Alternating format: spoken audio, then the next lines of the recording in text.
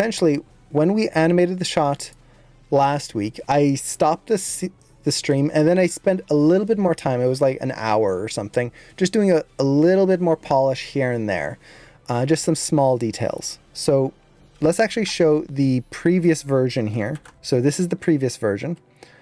This is just slightly after the stream. I did a few tweaks, so this is not the version we saw at the very end of the stream.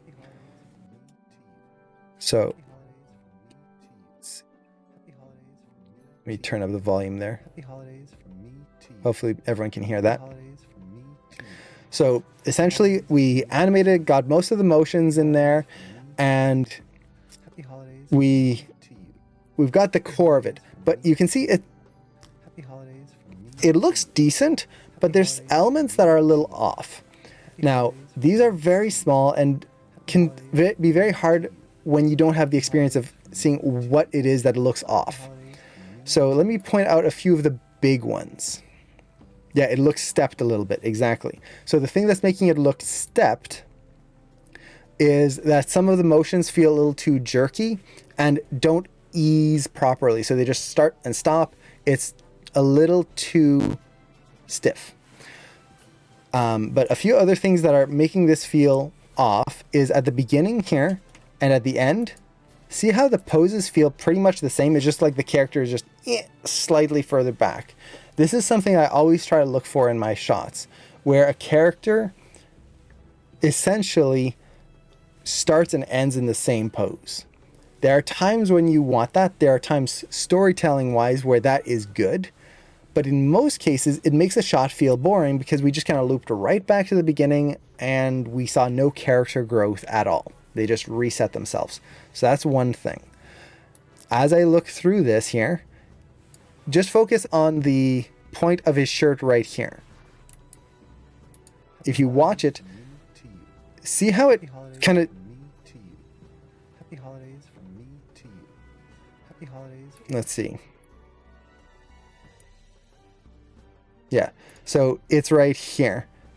The shirt just stops right there. That corner of the shirt stops and then comes down and it freezes again right here and then pops up right there. And it creates this weird little bounce and wiggle in there. Happy holidays from me to you. So it's very small, but it creates a weird disconnect with his head and his body, where his head motions don't line up with what his body is doing. So for example, here, he moves his head up and then over. So we get that up, over, and then the body moves down afterwards. So we get up, over, body down, head down. And they are all separate actions with no connection to each other. It creates this weird disconnect where we have this line across the neck and the head and the body are doing their own separate things. So very small details, but it is there. The other thing is that the shoulders, the way I animated the shoulders is I just copied the motion of the head and pasted it on the shoulders so we can get that connection there.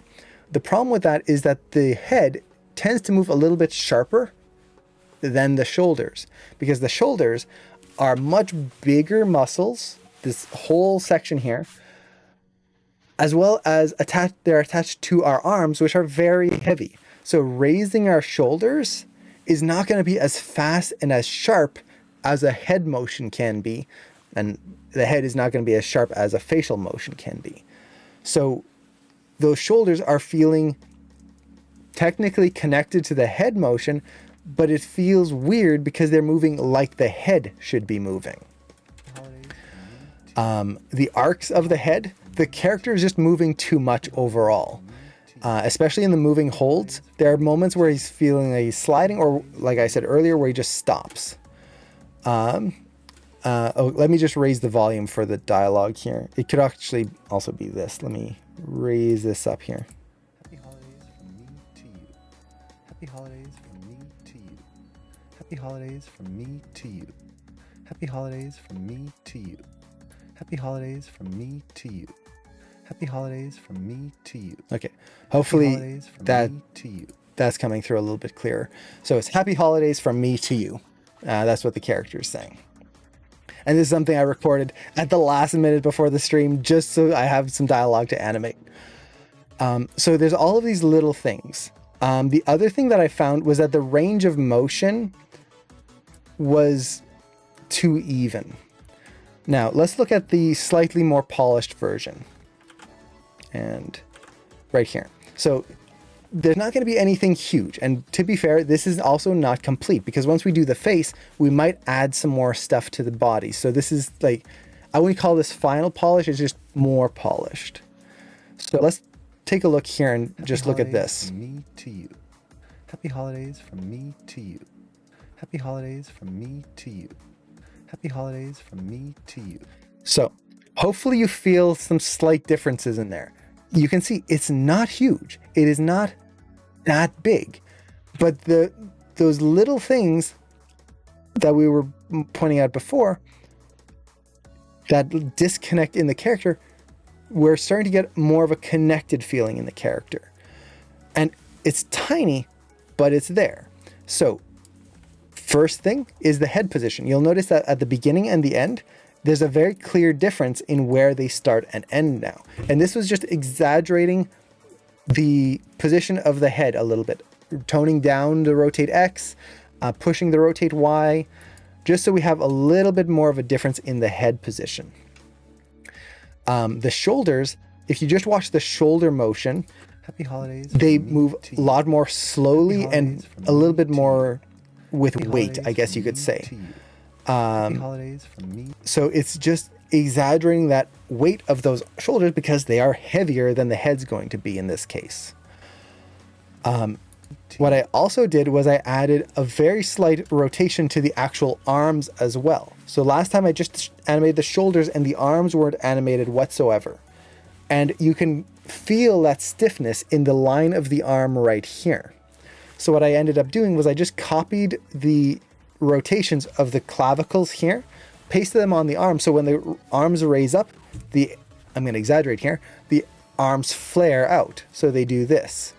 So the shoulders come up, arms come out, shoulders go down, arms come in. And I just offset that, and it creates this little bit more of an organic motion through the whole body right there. Happy holidays from me. The biggest one is that neck connection between the head and that button area right here, his shirt. If we look at that right now, the head starts to come up and it drags the body up right there. You can feel it in the shirt. He holds the pose. Then you can see that body, I've simplified it. It's not dropping down or raising up randomly. And then right here, it starts to come down and then the head comes down right there. So I've just changed a little bit of the timing to connect those motions, and it's a small thing, but it makes the world of difference in making this character feel believable. The other thing that I've done is I've just really tightened up the holds, where there's no moments where the character is just freezing. I'm making sure there's a moving hold. So for example, here they turn their head, and if you watch the tip of their nose, we're getting some slight pixels worth of motion here. They're not freezing, but they're also not just constantly moving. I've simplified this a lot. Even the beginning here, like there's this little bit of motion right at the beginning before he starts to move. If we look at the previous version, look how much motion his nose is doing right here in this hold. He's doing this kind of weird peck motion with his nose, and then he turns his head. Now, it's still there, but it's toned down a lot. This way, when we watch the animation, our eyes catch the head turn and not this weird neck thrust or nose thrust. To you. Happy holidays. So those are some of the biggest ones. I've also globally adjusted the head so that it is favoring more towards camera. So before, like at the end here, his head is turned further away from camera. Now, globally, the head just favors more towards camera. That way I can get a little bit more personality in both eyes on the character. I've also adjusted the neck. So another thing that makes the character feel disconnected, watch the line of the neck right here. This is one of the things that I like to look for in my own work. It can be very easy if you just look at this line right here. Happy holidays See how it from doesn't me really to you. move. Happy holidays It's just stiff. from me to you. It's stiff the Happy whole holidays time. from me to you. And again, it creates this disconnect where the head is moving a lot, the body is moving, but I look at this line and I can see that there's nothing moving there. Now, I animated the neck, I did, but I didn't animate it enough to camera. I animated it and made sure that it was moving, and I looked at other viewports, but I didn't quite double check that it was moving enough to camera from the angle that I had here. So what I did was I just scaled up the animation I had. I adjusted it so that the neck is a little bit more forward.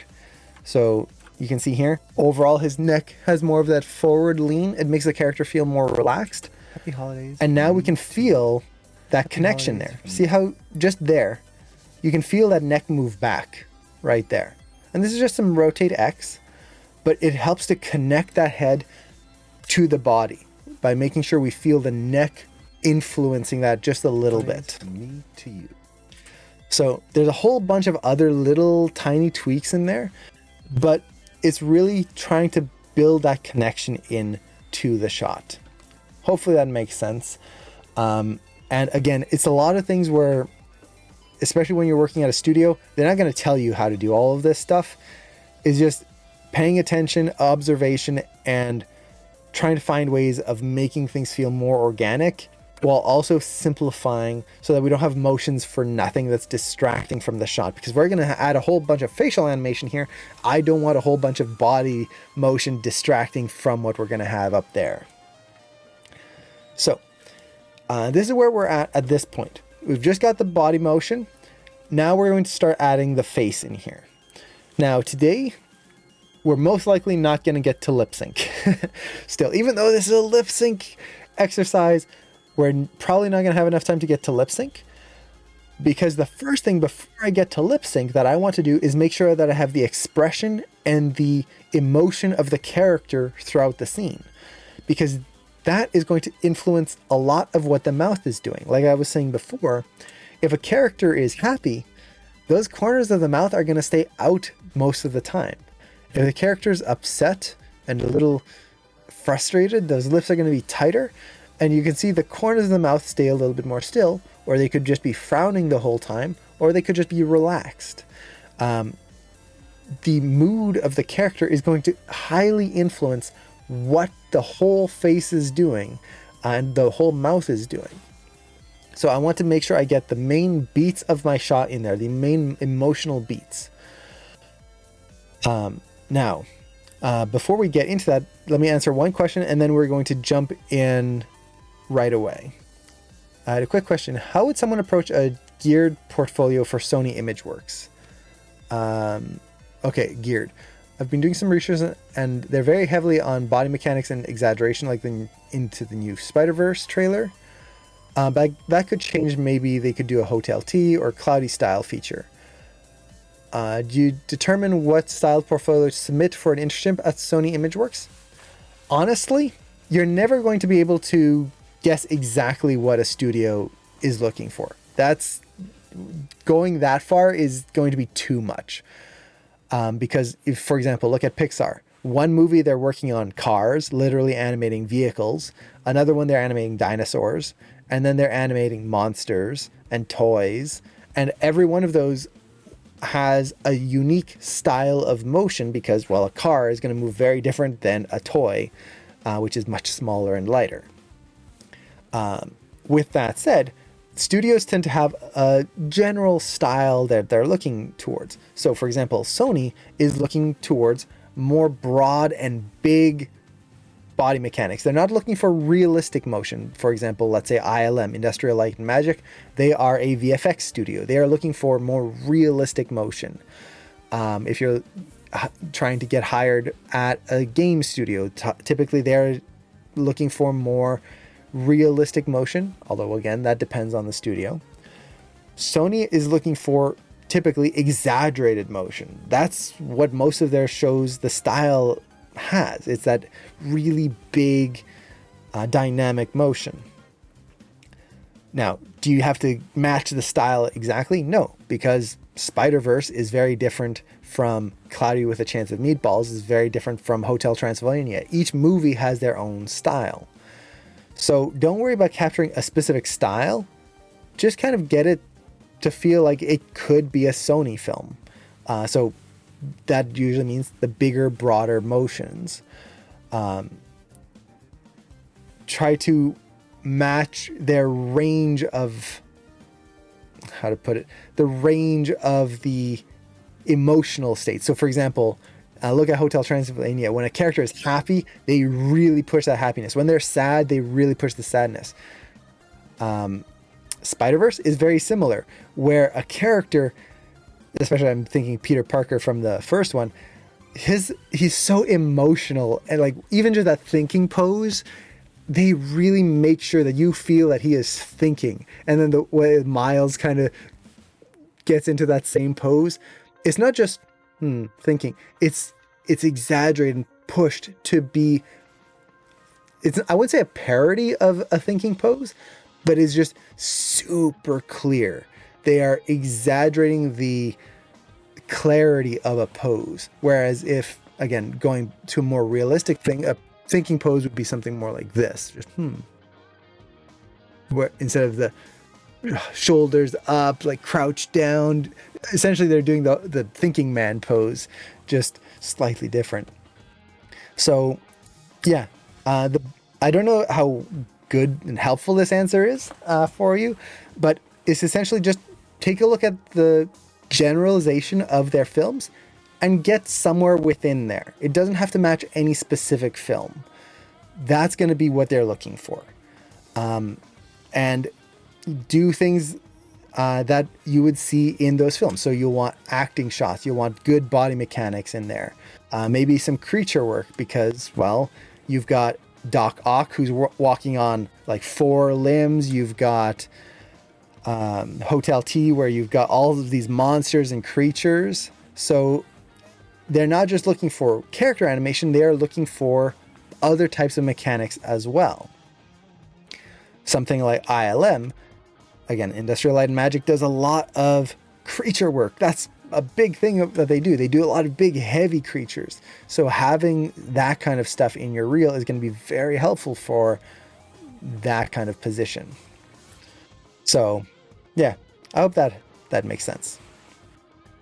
So jumping back into our shot here, and we'll just jump into the demo. As usual, if anyone has questions, definitely feel free to ask. Always feel free to ask. But let's take a look at what our next stage is here. So at this point, we need to put in the facial expressions. We need to put the mood of the character in here.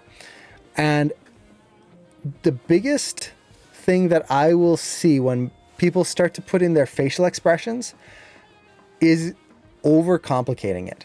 Really just going way too far with the face moving all the time. The character's just blinking, and it's the brows that I usually see. The brows are just bouncing up and down and changing all the time, and the character is just doing this for no reason.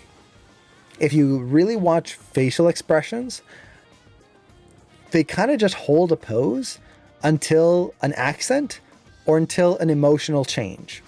So for example, let's just raise my brows up here. I'll just talk, and you'll notice that the brows kind of stay up. They relax a little bit, but they're still up until I have a different thought. And now they've changed. And now there's going to be this moment here where I'm just holding my brows down. I'm holding my brows down, and then I accent a word. And now as I say accent, boop, it goes up. Now it just holds that pose for a little bit. So if we're just looking at the eyes, in that whole monologue that I was giving there, I had 3 facial poses. That's it. Now, there's some ease in and out from those poses, but we can simplify it down to 3 main poses. Now, for this shot, based on the reference that I shot for it, there are 5 different poses here. So let me bring in Maya here. So here we have my reference. Happy holidays from me to you. So there's my reference. And there are 5 different poses. There's the beginning, I raise my brows up here. Technically, I would count this more of an anticipation, and I'm going to tone this down a lot from those poses where you scrub through and you go, what's wrong with me? It looks like I got hit in the head. So I'm going to tone this down, but I'm still going to count it as a separate expression here just for the sake of clarity. So we've got 1, 2, 3. The brows go down. 4, brows go up. 5. Those are the 5 expressions throughout the entire shot. I don't need more than that. I can add eases and moving holds through all that, but I don't want to overcomplicate that. There's no reason to. Adding more poses and adding more complex facial expressions, not going to help. Instead, what I want to do is have these 5 clear poses and then spend time moving in and out of them in a way that's going to make it believable and connected and feel dynamic, so that the face doesn't just slide from one pose to another. And that's all going to come down to breakdowns. So before we dive into actually animating, you could technically just dive right in, especially if you have your reference in Maya. But I usually like to plan things out a little bit. And instead of showing this all here, I just added to my X sheet, which we did last week. So last week we did all of the dialogue in here just to time things out. Well, I added that, or I added to that in the blue here. And this is all of my expressions. So let me zoom in here. So I just timed this out. Frame 1, we have a relaxed pose right here. And then right away, just based on my reference, we might change this up. We go into an up pose with the brows. So it takes 3 frames, from frame 1 to frame 4, 3 frames to get into that up pose. So this is mostly an anticipation pose. It holds there for 3 frames, and then it travels down to the down pose here. And once again, this takes about 3 frames. You'll notice that facial expressions move very quickly. They do not take a long period of time. This is the other thing that I see a lot of students struggle with, is that they won't actually block in the holds. So they're going to have pose 1 here, pose 2, pose 3, and then right here, pose 4 is way down here.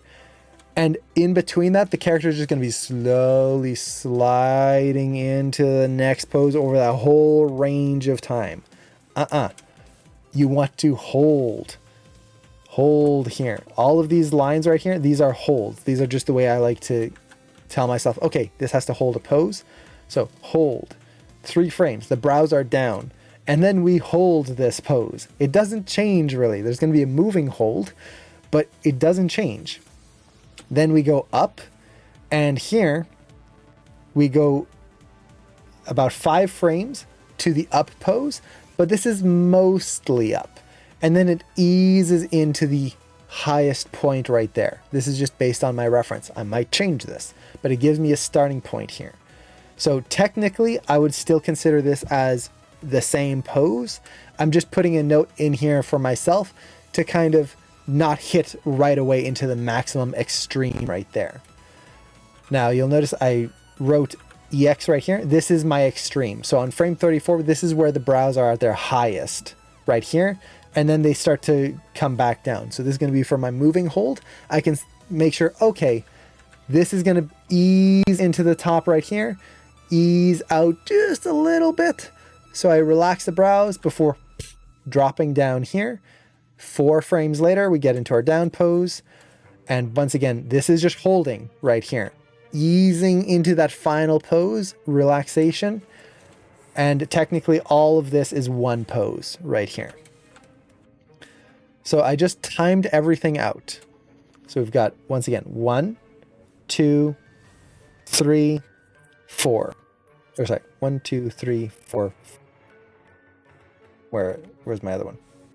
Yeah, duh. I forgot to count the first pose. So first pose, 1, 2, 3, 4, and then final 5 right there. So that's pretty much it. Now, another note that I did, and this is something I always like to think about, I don't always draw out, but I figured it would be more useful here, is I looked at the range of motion of my brows throughout this scene. And what I noticed is that my brows, there's an up, down, up, down. So it goes up, down, up, down. That can feel very repetitive and just very bouncy overall if I'm not careful. So one thing that I made sure to look at is, what are the peaks? How high and how low do they go? And what I noticed is that the beginning here, the very first pose is going to be higher than the last pose, ever so slightly. It goes up and then it goes down, and this is going to be my lowest pose. I want that to be lower than any other pose right there. And then it's going to go up higher here, and this is going to be the highest pose. I do not want these two poses up here to be parallel and the same. So I'm watching my range of motion. I do not want to just have this, let's see, up, down, like that.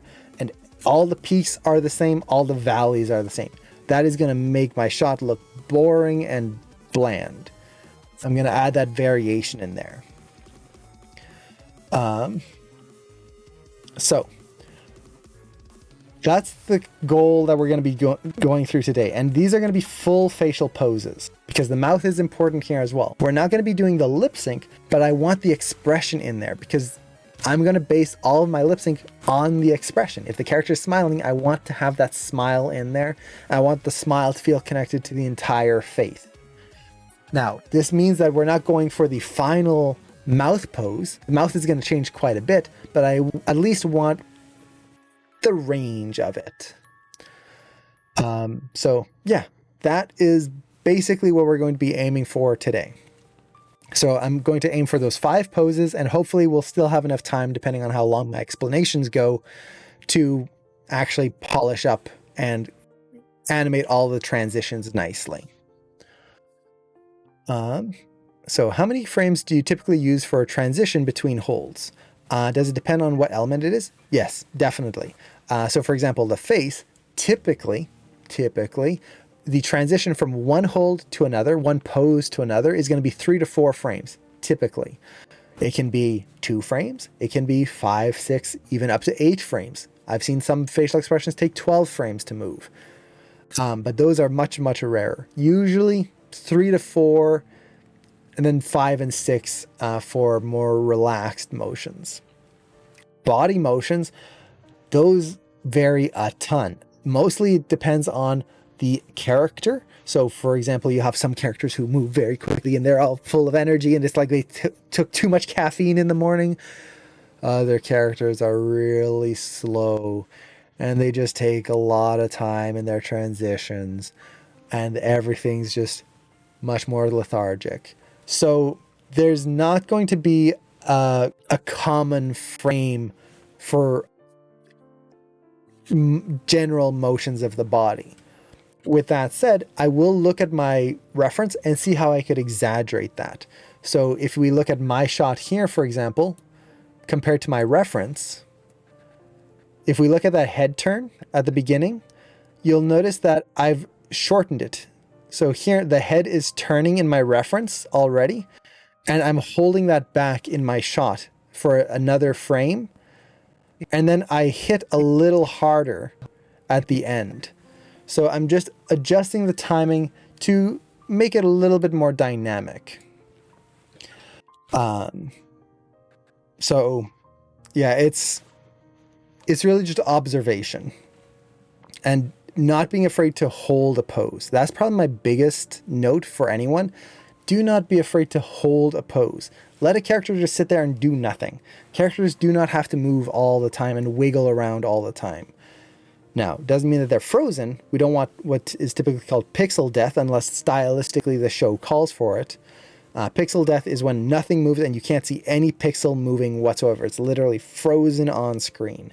That works great for 2D animation and very stylized animation. Most of the time we want a little bit of a moving hold, just a little adjustment in there. And is it common for 3D animators to use X sheets? No. I would say it's very rare. Almost no one I know uses X sheets. I was taught by a 2D animator or a bunch of 2D animators who did use X sheets. So I kind of fell into that habit of using it the way they taught me. It's not needed. It's not common. Really, as long as you're taking notes, that's all it is. So right here, really the X sheet for me is just making sure that, oh, on frame 4, that's going to be my next pose. So I don't have to try and scrub through, look at my reference and all of this stuff. I can just easily scrub through right here, go to a pose, put it in, done. So yeah, don't feel like you need to learn how to use an X sheet. If you are interested though, Cartoony Animation by Eric Goldberg has a great chapter on X sheets and how to use them properly. So with all of that, let's actually just dive into the facial posing. So I'm going to start here with the first pose, and I'm not going to try to polish these up completely. This is not a facial pose test like we've done previously on streams where it's just, okay, do a pose and make it look good. I need to get these poses in and block them in, but they have to work with each other from one to the next and so on. So this is more like blocking. I'm not trying to polish these. I'm just trying to get them in place. And then from there, I can polish or refine the entire animation together to make sure it all works together. If I just spend a ton of time on one pose and then go to the next pose, I might have to redo the first one again. So I don't want to waste time redoing things. Now, I should also mention I'm going to be using Animbot here. Specifically, I created some quick select sets here so I can select the face, the mouth, or the eyes. This is more for the animation later on. That way I can very quickly key those controls there without accidentally messing up anything in my body. If you don't have Animbot, you can do the same thing in Maya just by selecting your objects, going to Create, Sets, Quick Select Set right here, and then you can add it to your shelf. But since I hid my shelf, just to make more room here on stream for everyone, I'm going to be using this right here.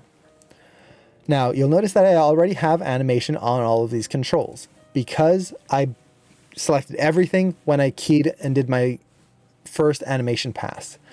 For my facial pass here, I don't care what the body is doing. The face is going to be animated on its own separate pass.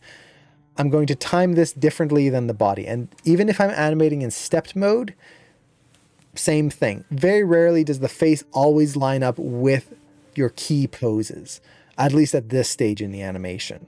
My very first blocking pass, definitely I'll want to keep that lined up. But as I start going into splines, not as important of keeping everything lined up. So this essentially means I can just take all of this animation here, delete, just get rid of it. There we go. And we're going to just reblock the face from scratch. Now, I should also mention, just in terms of workflow, you'll notice that I totally refined the body first, and now I'm doing the face. This is a great workflow when you're first starting to animate and you're doing your first pantomime shot, for example, because you want to make sure that the body reads clearly first, and then you add the face on after. The face is there to help the performance, not to show the performance. With that said, when you're doing most acting shots, I block them together. So I'll do the body and a little bit of the face at the same time, just so I can have an idea of what everything feels like. Very rarely do I wait until the body is completely done before doing the face. So this is more just for an example purposes. But let's go in here first. And the first thing I'm going to do is I am going to relax his eyes. Way too often eyes tend to be far too open on characters, and it makes characters feel a little too kind of exaggerated. It also gives you less range of motion in terms of how far can the character look. Another thing I did, and I talked about this last week, is that I shrank the irises a little bit so that I just have more room to play with. By default, a lot of rigs tend to have very big eyes, and that's great and all, but what it ends up doing is it gives you less range of motion that you can play around with and forces you to have to keep the eyes really wide all the time, which I am not a fan of. So let's take this, maybe open this up just a little bit. I want him to feel relaxed, not tired. Let's see. I also have to think of where he's going to be looking here. I don't want him looking at camera. I want the idea that he's looking at someone a little bit off screen here. So I actually think this position is fairly good right there. Yeah, we'll kind of push this here. Now, another thing that can be very helpful is you'll notice right now that as he moves his head, his eyes tend to kind of bounce up and down quite a bit. Let me turn down the volume here. If you're having issues with the eyes feeling like he's looking down, then up and all around, pull the eye control a little further out. The further out you get, the more refined the motions will be.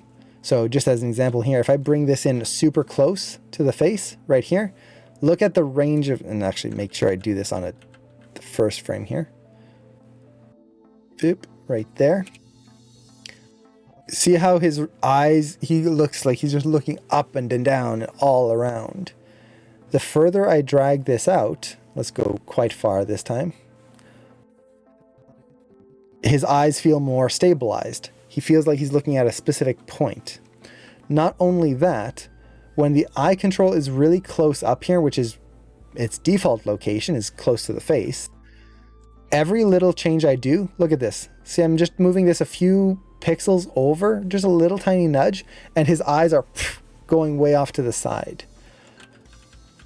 If I have it further out, and I do that little change, it barely moves. This makes it much easier to do subtle eye darts.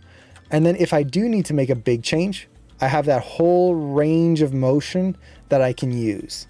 So I typically like to pull these out quite a ways here. It makes it a pain to animate because they're way off to the side somewhere. But usually you're going to get a little bit more control. So let's get that in here. The other thing I want to watch out for is I don't want to bury this eye into his nose here. Burying the eye is when it, let me just exaggerate this here, like this, where it's kind of hiding behind the eyelid and the nose. I want to kind of even this out a little bit right there. When our eyes and our head turns, our eyes do not move symmetrically. Our eyes will adjust independently so that one eye does not get buried into behind the eyelid and then the other one doesn't like go behind this eye, for example, or is just in the center. So we do need to animate the individual eye controls.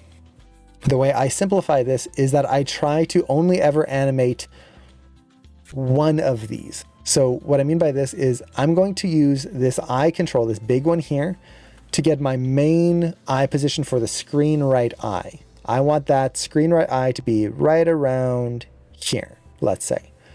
And then I'm going to use this eye control to get the screen left eye into position where I want it. And when I go on to the next pose, I'm going to do the same thing. Use that main control to get the screen right eye in place, then use the red control to get the other eye in place. This way I'm only ever animating one control for each eye, and I'm not having to try and wrangle 3 individual controls. Now, do you ever make the eyes very small dots to see the eye direction, since sometimes it's easy to get them crossed? Not really, not often. Mostly what I'm interested in is what looks good visually. So eye direction, even though sometimes they might be a little bit crossed, sometimes if that just looks better, that's what I'm going to go with. If the eyes look a little bit better when they're slightly separated, I'll go with that. Even though technically the character might, if I'm looking at it from a different angle, they're just wall-eyed and looking 2 different directions. If it looks best from that camera angle, I go with that. So same thing with the actual eye direction, whether they're looking up and down and whatnot. It's what looks best between poses and not what is technically correct. So we've got the eye here. Now let's get the brows in place. So if we remember our range of motion, which I have right here, these are going to be relaxed. So relaxed brows are usually going to be a little bit lower. And then maybe not too low, because I'm going to have to bring these down, and I don't want him to look angry here. So we're going to do that. And then I'm going to bring this brow up just a little bit here.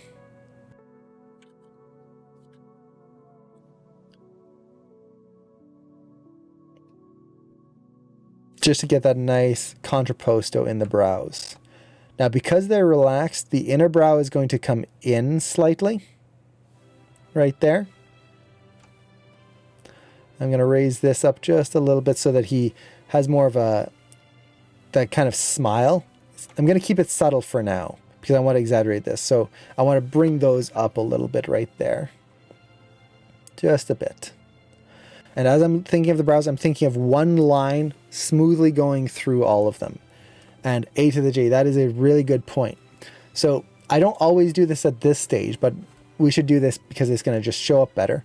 When you're animating this, it can be very hard to see what exactly certain controls are doing. So for example, if I'm moving this, well, we can see the connection in the brow, the actual hair, the eyebrow, but it's hard to see what's happening in the face. Same thing here with the cheeks. What's actually happening here? Is anything happening at all? To see what's happening, what you can do is go to shading right here in your viewport, and then turn on wireframe on shaded.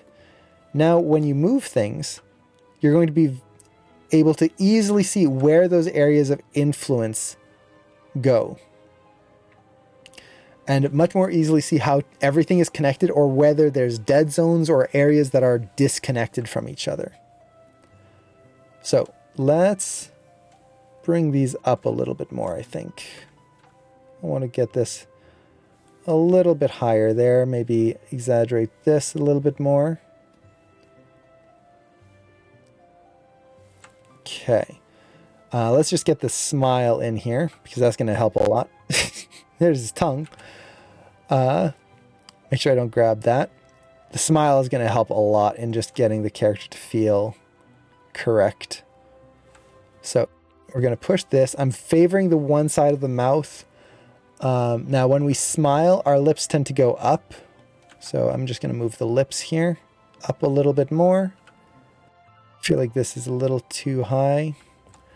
And then I can cheat the mouth over to the side. Because he's kind of talking out of one side of the mouth here, I can just push that and exaggerate that just a little bit more, so we get more clarity in the silhouette of the mouth. Just a little bit. Depending on the shot, you can push this a lot, but we're at this 3/4 angle, so I don't have to go too far with this. So we've got that smile in there. Now, I personally like to rotate these controls on this rig as well, just to get that little bit of a upturn in the corner of the mouth. I often feel it kind of gives a little bit more of a dynamic mouth shape there. Let's see. Now for the eyes, I'm going to just relax them again. So let's bring these up here. Now he'll look a little squinty right now. So what I want to do is two things. One is I'm thinking of the line weight of the eyes. So line weight is how is the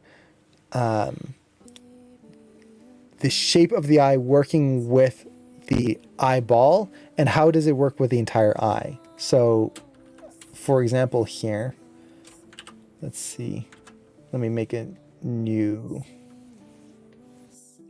thing here. So if we've got the eyeball right here, it's just a sphere. The eyelid, I don't want to have just like this, where the peak of the line of the top lid, so that's the line weight, is where's the peak here, versus this is over here. And the bottom is the same, like this. That's not interesting. Instead, what I would want is wherever the pupil is looking, the eyelid is going to, the top lid especially, is going to favor that side right there. So now it's to the side here. And then the bottom lid is going to favor that a little bit, but it's not going to be directly underneath. It's going to be over here. So I get that angle to the eye, something like that. So that's what I'm kind of looking for here, very subtly. And somehow I hit a keyboard shortcut for my performance, Alt-R. Interesting. You learn something new every day. Okay, so let's take this eye here, and I'm going to just push the shaping of it a little bit. Maybe bring this down slightly to get more of that eye drop shape. I'm also going to bring up the outer corner here. The reason for that is if he's smiling, I don't want the outer corners to be relaxed. When he smile, that outer corner is active. That's what makes a real smile feel like a smile. If I relax my face here and then smile, see how the eyes don't do anything? That makes the face feel disconnected. It makes the smile feel disconnected. A real smile, like this, see how it goes in this, you're starting to get the crow's feet in there. You get that whole connection in there, and the corners are affected slightly. So that's what I'm trying to do here, is just get those up a little bit more.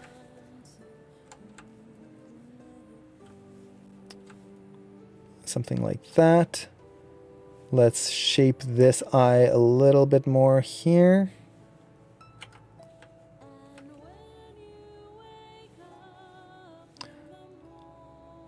Now his eyes are going to open up quite a bit more later on in the shot, so I'm not too worried about the character feeling kind of tired right here. It's definitely not what I'm going to aim for in the final. I don't want him to feel exhausted, but I'm not worried about him being relaxed. I actually do want him to feel somewhat relaxed here. Okay. So let's grab the skin above the eyes.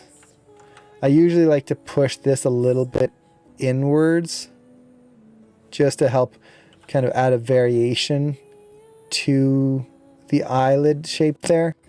Specifically because a lot of people tend to have less space on the outer edge right here and more on the inner edge. You can see that a lot with my eyes, for example. Well, this one especially. See how low that goes here compared to the inner corner there? And that's because you tend to have more skin here. Right here, this is bone. Right in there is just the bone of your nose meeting up the bone of your brow right there. And there's very little skin and fat and whatnot there. Here, you tend to accumulate more skin and flesh right there. And then that tends to drop down just a little bit more. Everyone is different, so don't use my eyes and my posing here as it must be it. But just pay attention to those eye shapes, and you'll usually find that kind of slight offset there. So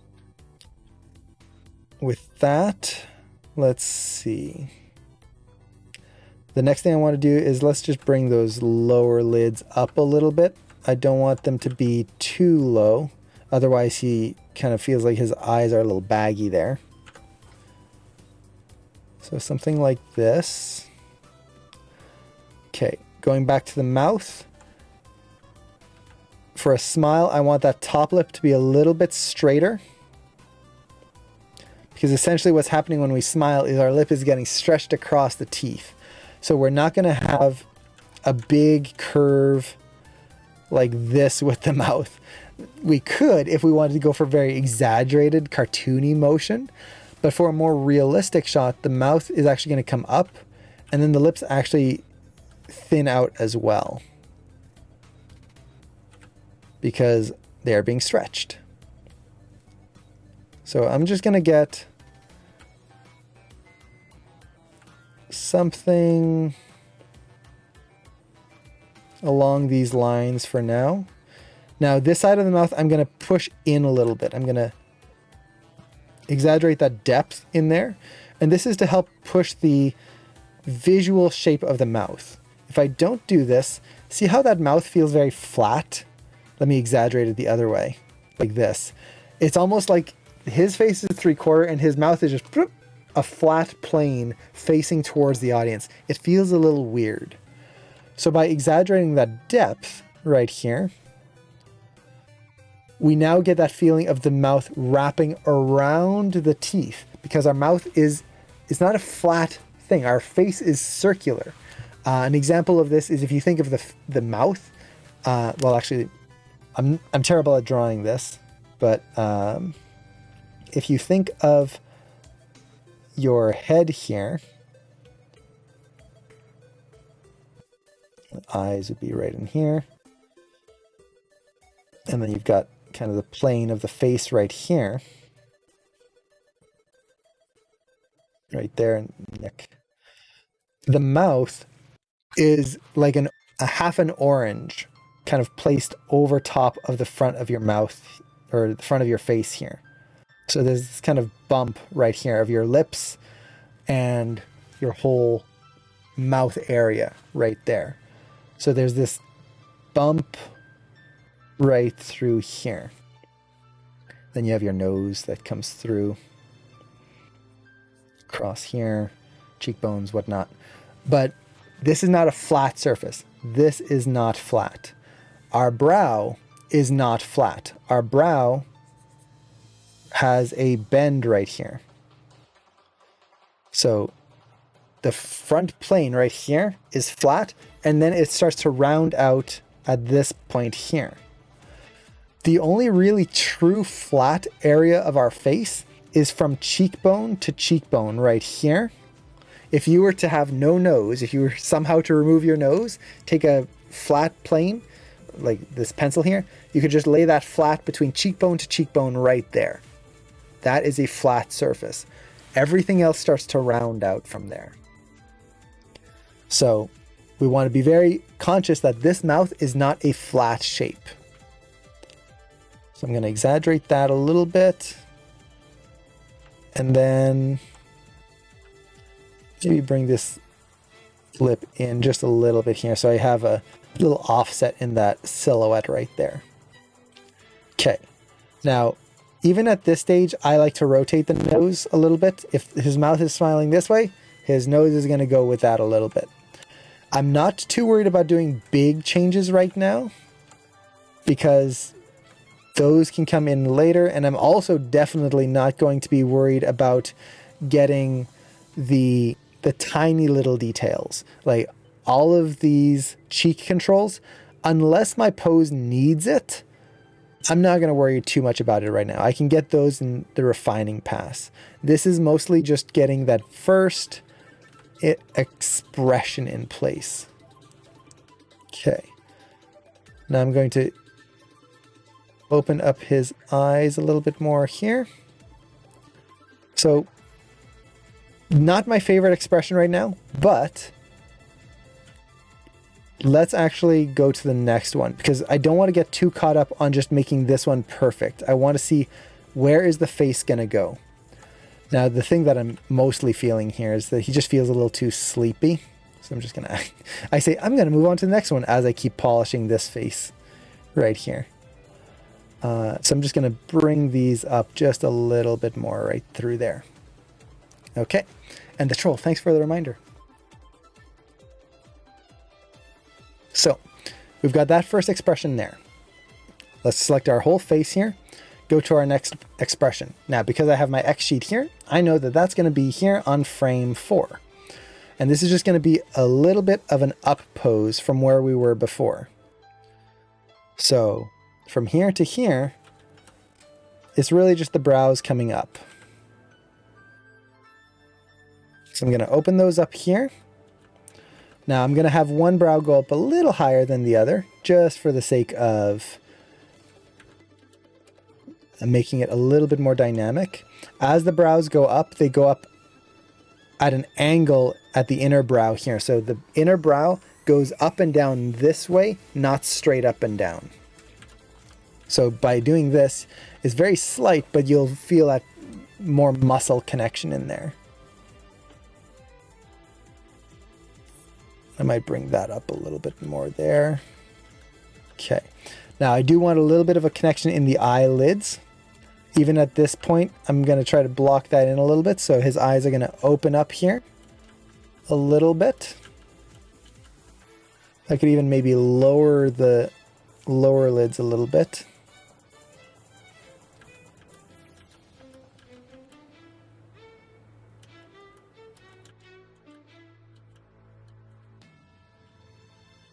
And the mouth doesn't really need to change that much right here. This is mostly in anticipation to the next motion. So I'm not going to worry too much about the mouth right here because the lip sync is going to affect that anyway. Let's see. I don't want to get too far on this right here. So let's just take the face here and make sure I key everything. And we've got that pretty much in place for now.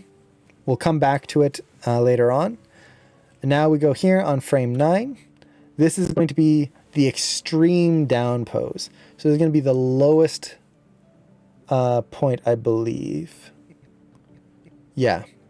Now, technically, the actual extreme pose, I believe, comes in like frame 13, 14. So I'll put that here, lowest, somewhere around there. But we're going to slightly ease into that. So here, the brows are going to come down. Now, I don't want to go too far. If I go too far, he's going to feel angry.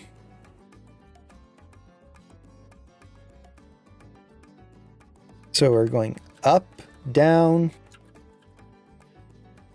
And here, this is a good point to double check your eye line. So from frame 1 to frame 9, see how it feels like he's starting to look further to the side?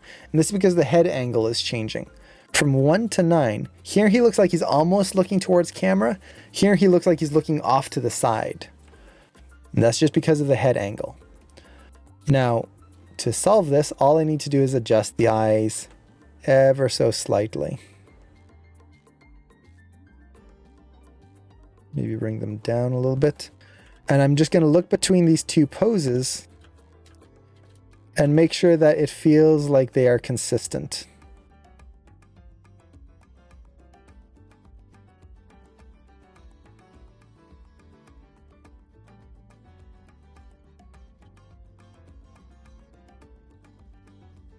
Make it feel like he's actually looking in the same spot.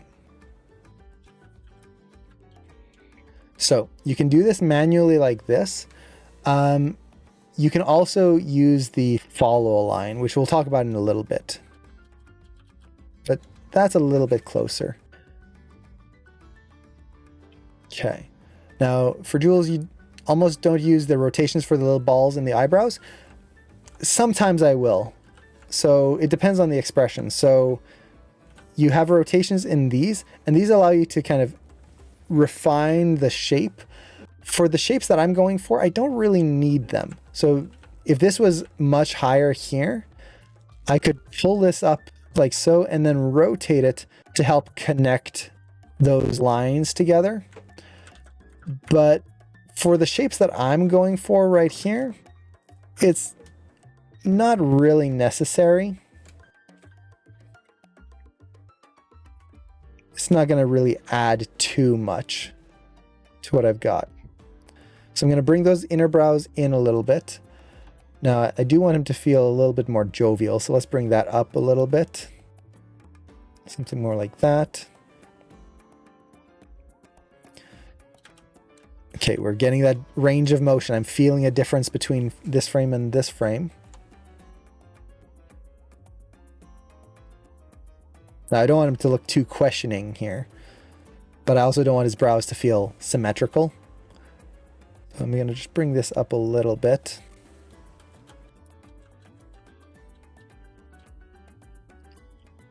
Now here,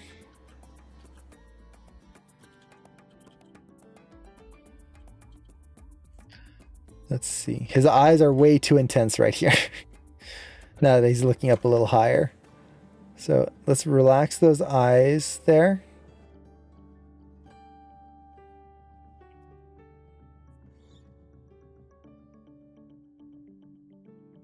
And I'm going to do a pass on shaping the eyes in a little bit.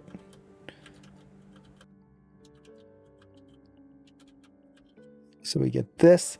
At this point, the mouth is a little bit more relaxed, I feel,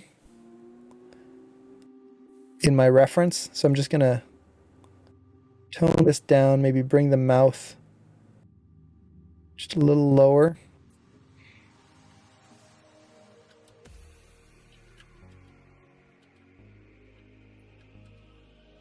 Now, if I really want to, I can play around with the anticipation. This can be later on. I'll see how it feels with the lip sync, but I might push this, don't do it this far, but push this down so you have this stretch pose here, and then that comes back into a squash pose right here.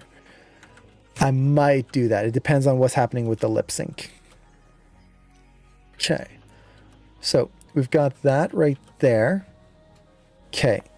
This is just a starting point. So let's keep this here and then we'll go to the next pose.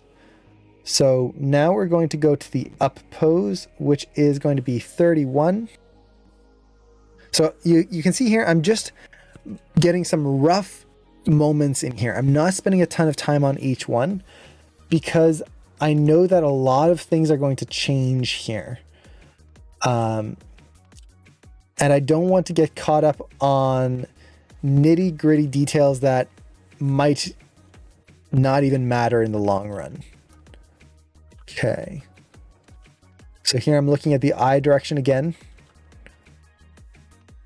That feels decent. It feels like at this point now he's looking a little too far screen right.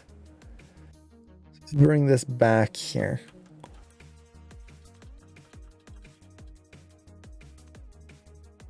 Maybe bring this up a little bit more. There we go. So as long as it looks good there, from here, this is going to be the extreme up pose for the brows. This expression here. So I'm going to push this a lot. One of the biggest things that I see students struggle with when they're first doing facial expressions is not pushing the brows enough. Their lowest poses are going to be like here. Their highest poses are going to be like there. And that's not an exaggeration. It's like literally just a tiny little adjustment there. Brows can go a long way. If you're going to go down, don't be afraid of going super far down. Honestly, as long as the geometry isn't crushing into itself. So for example, here, yeah, this is too far. You can see that that geometry is just crushed into itself there. But honestly, this is still pretty good. The brows going up here, you can get pretty much to the hairline. I accidentally switched programs there. I went so high. You can get into the hairline, and at this point is maybe a little too exaggerated. But depending on the shot, it can still work really well. So I'm going to exaggerate this a lot here. I can always tone it down. And this is kind of my general rule of thumb for any type of shot is I can always tone it down. I would much rather go way too far and make something that is just broken and then have to tone it down versus just creeping my way closer and closer and hoping that I'll finally get to where I want it to be. So as I'm doing this, I'm trying to keep in mind the contrapposto of the face. So trying to get an angle in the brows here. As he opens his eyes up here, I need the skin to follow along just a little bit here to get that connected feeling. It's not going to go too high because these wrap around the eyeball. So if it goes up here, technically that eyeball doesn't work anymore. So something like this. Now this, here we have a choice, which can be interesting. We can follow what would typically happen in real life. When you do this, and even if I raise my brows, my eyelids are going to be lower than what they were before. The reason being is I'm looking down. So you can try this yourself. Look down. You'll notice that your eyelids go down with your eyes. If you look up, your eyelids go up. So even if I'm doing this, because my character is now looking down, the eyelids are technically lower than if they're doing this. Even if he's more tired here and then he opens up his eyes and opens up his eyes here, the top lid is still going to be lower. So I could do that and kind of keep more of that relaxed look, or I could open this up to exaggerate the expression, make this just a little bit bigger and kind of more wide-eyed. So this is where I, as the animator, have some choices that I can do just to enhance the pose myself. So we're definitely going to want to push these eye shapes. Now, with that said, the lower lid should definitely lower here.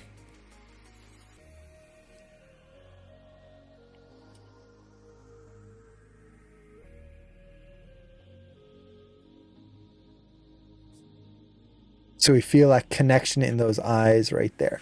Now, again, if this was more real life, we would get something more like this. You can see how those top lids feel connected there. But I think for me, I want this kind of like big, cheery moment here. And then we're going to keep that as he comes down. In my reference, I was more kind of neutral. I want the character to be just really happy and like filled with holiday spirit. Now this eye here, the shape of the eyelid is wonky. I'm going to fix that later on. I just want to make sure I have my range of motion in place here. Now the mouth here, I definitely want to lower a little bit and maybe relax slightly. So he's still going to be happy here. But the reason I'm lowering it at this point is so that we get that stretch. And then later on, as I come down, I can go into more of a squash pose here. I'm going to reset the mouth here because he's facing a little bit more towards camera. Okay, so let's kind of stick with that for now. Right now, this whole facial pose is very subtle, like just generic, I would say. I'm going to try to exaggerate and make it a little bit more dynamic and interesting once we get the main poses in here. Okay, so we've got that. Now our next pose here, and got to bring back my sheet here, is going to be the down pose here on 42. So right there, these are our 5 poses. So you can see the holds that we're getting right through here. There's really not that much in terms of, what would be the right word? Posing that has to be done here. Once we have these 5, we can start to refine them. And then from there, I'm going to exaggerate my extremes and start to make those moving holds. So here, the brows are going to come back down. Something that can be very helpful with facial animation is don't be afraid to zero out your controls. So I've moved the brows here a lot. I'm just going to take all of these, zero them out, and make sure I don't grab the eyelid. Zero all of these out, just get them back to default. From here, I can repose it and just get something a little bit more specific. Never be afraid of resetting a pose.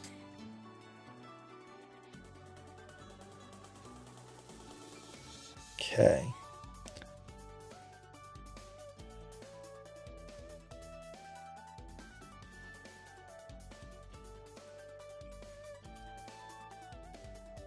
So we've got something like that. Now, this is where my notes come in handy. I want this pose to be lower than the first pose. Do I have that? No. This pose is higher than the last pose. Or sorry, higher than the first pose. So I can lower this here. And this is where the graph editor comes in handy. I can see my range of motion. Let's bring this up a little bit here. And now I can see that my start to last pose right there is very different. here to here. Now, visually, it's not a huge difference, but it kind of gets me there. I'm also noticing here that this pose and this pose are very similar. So I'm going to push this even lower down right there. So I'm already getting my range of motion in place without having to just guess. And I'm making sure that they're not hitting the same points. Now, a note on that is really it's all what looks best visually on camera. So if my brows here, I feel like, oh, you know, that pose just feels so much better with the brows higher, I'll do that. But this just gives me a starting point here. And then at the end here, I want that smile to come back into that big, wide smile.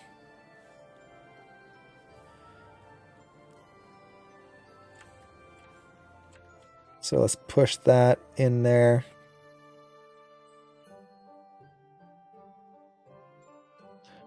Okay, and then the eyes. I could keep him really wide-eyed, but I feel like I want him to be a little bit more natural. Now you'll notice here, we're getting something odd with the eyes. This eye is kind of weirdly flat. Like, look how low I have to bring the eyelid down here. Why is that? Well, I'm tilting the character's head, but if we look at the eye control, it's not tilting right here. So what's happening is as he's tilting his head, his eyes are maintaining that straight line, and it starts to create this weird offset with the eyeballs.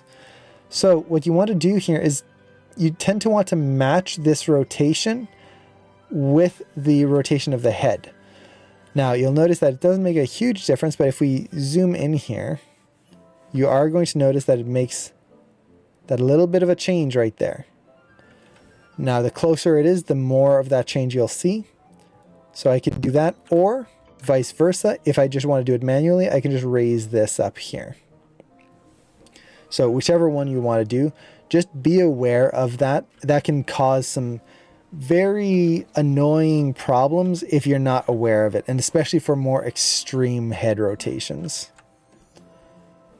Yeah, you had a very good Christmas celebration. So I'm going to bring this down. I wanted to just touch the top of the iris right there. So something like that. So there we go. We've got our range of motion through there. And overall, that's not too bad. Now, the big problem that we're going to have here, if I just hit play, everything's just sliding horribly. We really need to get those holds in there. No movement of this face should be longer than 5 frames for a big change. So we want to watch out for that. Now, before I do that, I'm just going to do a quick pass. Make sure that my expressions are as good as they can be. Because at this point, I've got the overall range in there. I want to make sure that I'm getting appeal at this point. If I start going, okay, let's start diving into all my animation, make it really refined, great. I'm going to be refining poses that I have to kind of redo some stuff on. So it's just going to waste time. So I'm just going to go through my expressions, go to the ones that I really want to sell. So this moment here, this is the big wide-eyed moment. I really want this to read clearly. So I'm going to just play around with this and see how I can exaggerate that. This whole pose here. Now, a good thing you can do here is at this point, just buffer your curves in Maya. This way, at any point, I can just reset the pose and see how it feels before and after. So here, I want to lower these eyelids just a little bit more, just to kind of get that wide-eyed expression. I also want to maybe push the eyelids in a little bit more so the weight of the eyelid doesn't feel like it's pointing out at an angle. It makes them feel more tired. By having it more towards the center, again, not right in line with the top lid, but it's going to help give him that feeling of focus in there. The other thing I can do, and I'm going to have to do this globally here, is when we smile, typically the outer edge of our cheeks there pinch a little bit more. So I'm going to try to push that in there. Let's take this top lid here and I'm going to reset it. So like I said, I was noticing that kind of S shape to the eyelid. So what I'm going to just take that eyelid and just reset the shape here and repose it. Do not be afraid of reposing things. It can kind of be a pain sometimes, but usually you're going to get a better pose out of it versus just fighting with what you were given. Okay, so I'm trying to see how far I can push this pose. Now you can see there's a disconnect in the eyes here, and here we're starting to see that slight angle disconnect as well a little bit. But let me make sure I get the eyelid in place here. See how that eye feels just a little lower? Let's zoom in here just a bit. It feels like that eye got knocked down slightly. Just going to bring that up a little bit. Okay. So we're going to go with that. Let's see how big I can get these eyes to be. Yeah, let's go. Let's just go for it. Once again, don't be afraid of exaggeration.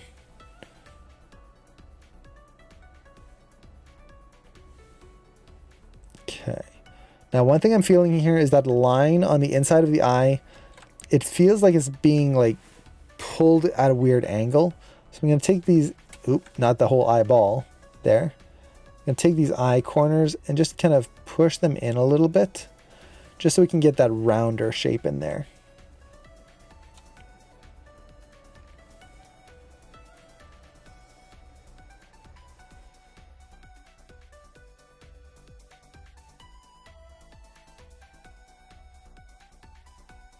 Okay, let's see if I can push the lower lids even more.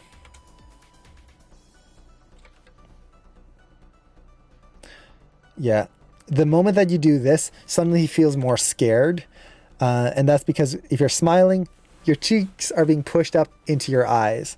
So I want to keep that feeling in there. Still feeling a little bit of a... Okay, that's a little bit better. Okay.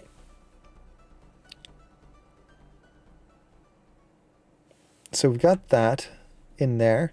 Again, I'm not too worried about the mouth. As long as I get the general expression I want, that's the important bit. Because once I get the lip sync in, that's when I'm going to push the shapes here. So for example, on 31 here, I can see that this is going to be an E shape. No, sorry, an M shape still. So his mouth is going to be closed going into me. So it's going to be wide and closed. So I actually could put this out a little bit more here because I know that's going to be going into the E. But we're going to get to that when we get to it. Okay. So I feel like that expression is a little bit better.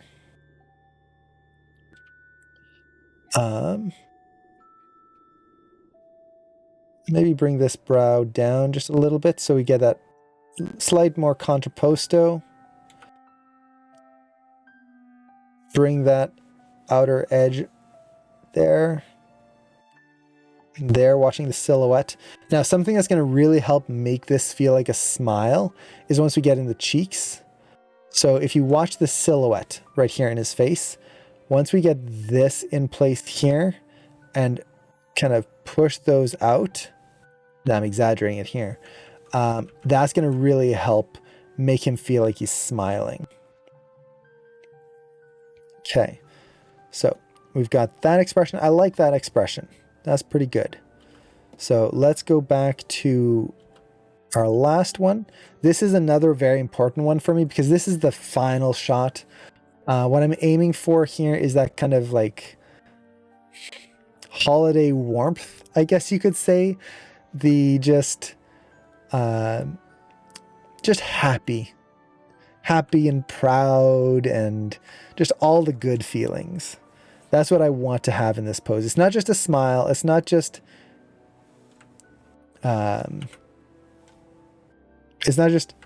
happy. There's more care in it.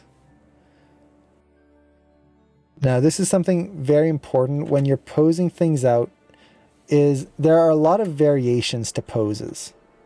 A lot of subtext that goes in. A smile isn't just a smile. We can smile for so many different reasons. So when you're posing out your character, make sure that you know what it is that the character is supposed to be feeling. And not just, oh, he's happy. Why is he or she happy? Why are they feeling the way that they're feeling? The more you can try to implement those elements in there, the more your shots are going to come to life. And it's not just going to be a generic smiley face. I'm raising the corners of the eyes here, just so we get that nice look through there. See, something about this eyelid is giving me some trouble. Right there. I think it's this shape. And I wonder if it's actually... No, okay. Let me push this here. So what I'm looking at is there's this line right here, and it's kind of wiggling slightly. Now, part of that could be that I actually scaled down his eyes. So this is where you have to be very careful when you're scaling things down. His normal eye size should be this. And I scaled them down just to be a little bit more subtle overall.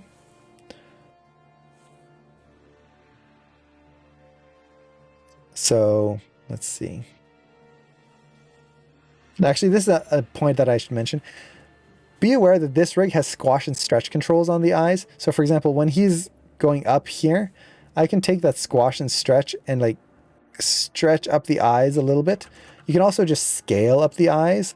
So in this one moment, I could just make those eyes ever so slightly bigger compared to over here, where I could just make them a little bit narrower, or in this case, squash them a little bit more to help give that feeling of pressure in the whole eye shape and not just the eyelids. We'll probably polish that in and add that in later on. I don't want to get too far into those details right now. Okay, so let's get that lower lid. The higher you push the lower lid, the more the character is going to be really happy. Think of the stereotype of the smiley face. So, for example, smiley face is this.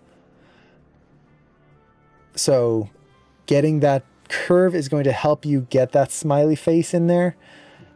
I don't know if I want that in this.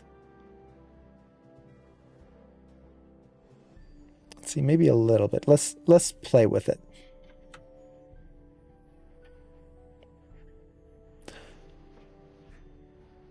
Let's see. And this is where we can compare. So I'm just going to swap my buffer curves.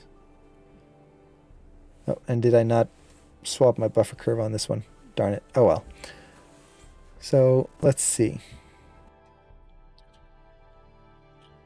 Yeah, going back to this expression here, now that we've done the others, you can really see that this does not feel nearly happy enough, especially compared to that ending there.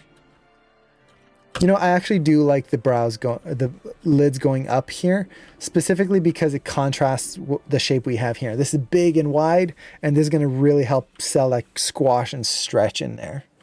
So I think this is the direction we're going to go.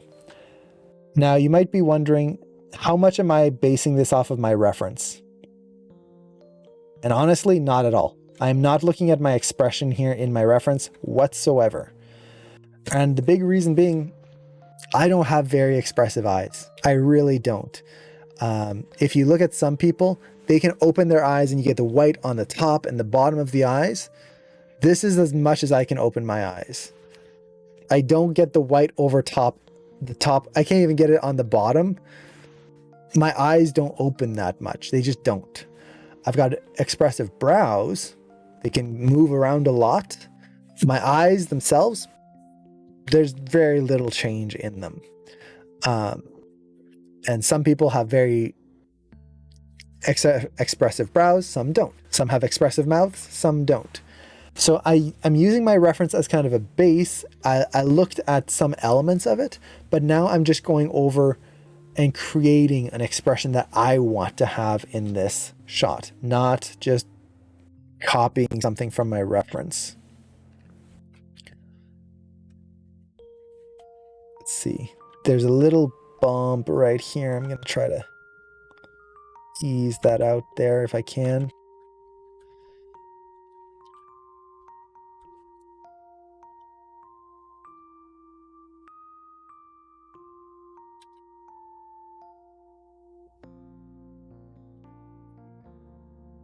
Usually eye shapes you want to keep very simple. Just simple C curves or a very basic S curve at most. Okay, so that expression is better. I'm still not a fan of this eye shape over here, but I'm gonna move on and then we'll come back to it, see if something catches my eye. So let's go back to that first expression. Okay, now one thing I might do here, in my real reference, I look off to the side and then I look towards camera. I don't really want that in this shot because it makes it feel like the character is not focused on the conversation right from the start. Instead, I want him to feel like he's in this conversation the whole time. So I'm going to keep the eyes here, but let's maybe open the eyes a little bit more since we're going for more of this happy expression here.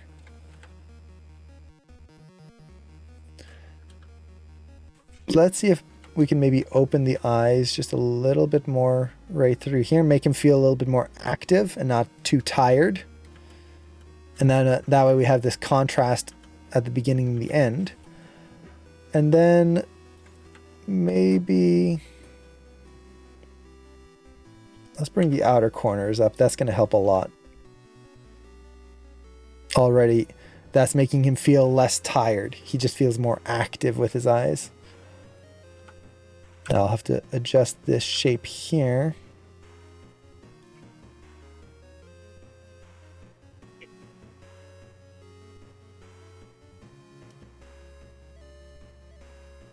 Okay. Let's see. Now you might notice here that eye shapes take some time. Did I grab the right one? Yeah, I did. And facial shapes take some time. That's okay. Little tweaks make a big difference with eyes and the face. So we don't want to rush this too much. As long as you don't fall into the noodling aspect of it. And for anyone who doesn't know, noodling is when you're just tweaking things without a specific reason and you're just hoping for the best. And you're just not making any progress. You want to try and make specific choices. Why are you changing something the way you are? Is it to help make things better? Is it going to... Yeah, so this looks happier already. I feel like that other eye, there's a little too much weight on the outer edge right here. So I'm going to bring that in. Okay. Now you'll notice that this pose now changes quite a bit here. So what I'm going to do is I'm just going to copy this over because it's really just the brows and the top eyelids that are going over and up, and then raise these up from there. Because this is essentially just a moving hold. Even though in my reference, there's two distinct poses there. In this shot, I'm going to handle it more as just a slight anticipation, because in my reference, I was doing something completely different where I was turning my whole head because I was not really paying attention to what I was doing, I will admit, during my reference. And I was supposed to be looking for it and I forgot.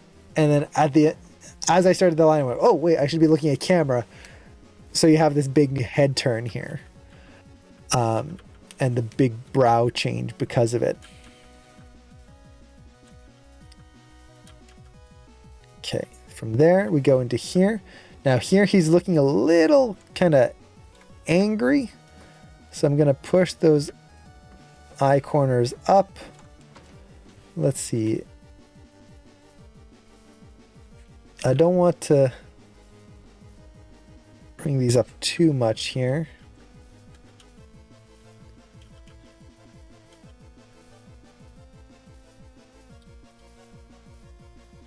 Okay. Now, one thing you might notice here is during this whole process, as I'm doing the expressions, I am not changing the eyelid shapes. The eyelids kind of stay the same through the whole process. And that's because eyelids do not change with expressions.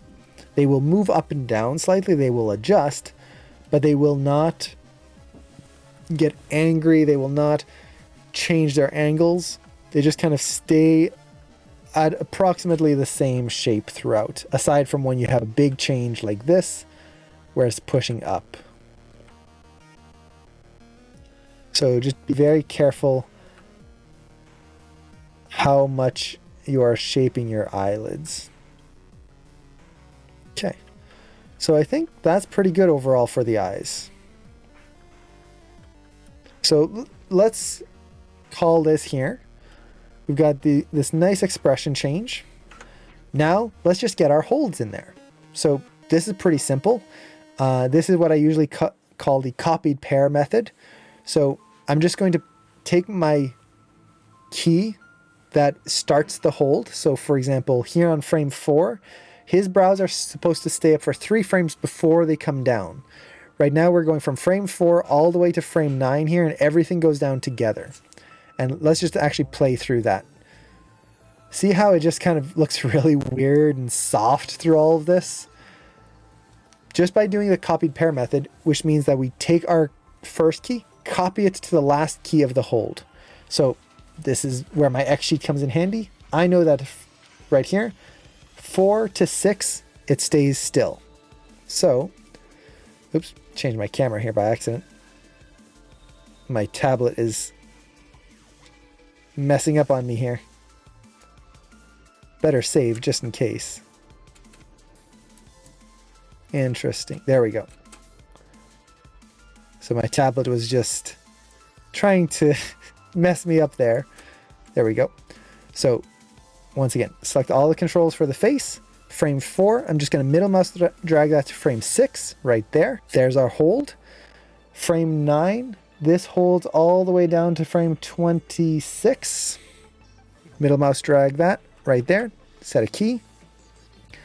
31 holds all the way to 38. Middle mouse drag that. Boop. 42, that goes right to the end. So I can just middle mouse drag that right to the end right there. So with that, let's take a look at our animation. There we go. Suddenly, that feels way better. It's very boring and stiff still, but now those expressions are holding because that's what our face does. Our face doesn't slide around. So what we need to do here at this point is push the breakdowns. How does the face get from one pose to the next? Right now, everything just slides together. Right here, the brows, the eyelids, everything just go foomp together evenly. Same thing here. Everything goes up at the exact same time. We need to break that motion down. The other thing is we can add moving holds in here so that when it does stop, it's not freezing completely. So we're just going to kind of work our way from the beginning and then through. So at the beginning here, we've got this little anticipation right there. And let me actually draw it out here. Something that we want to keep in mind when we're doing spacing for any facial motion, and I've talked about this a lot before on stream and during the dailies at Animation Mentor, but the big thing that we want to avoid is the face moving evenly and having the Maya default ease in, ease out, which would be something like this. The typical ease in, ease out that Maya will give you is a mathematical ease in, ease out. So you get that, typically a middle pose, especially if we have an even amount of frames. So for example, frame 1 to frame, let's go frame 9 here. So that's 8 frames right there. So that's going to be 4 frames and then 4 frames.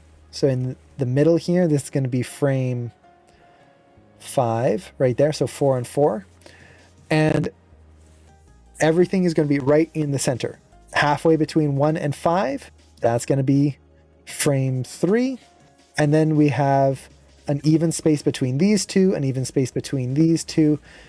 Everything is even and boring. That is not good. Instead, with facial motion, you want to really exaggerate the holds, skip the middle frame, and then ease in. Something like that. And that goes even for a very short change in direction. So let's actually, I'm going to exaggerate the anticipation here. I don't know if that came through on the mic.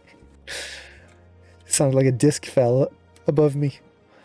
So I'm going to exaggerate this a little bit here. So we feel a little bit more of a difference between these two poses. And let's break this down. So even this small motion here of just the eyelids coming up, or sorry, not eyelids, eyebrows. I'm going to ease this a little bit more. So let's put a key here.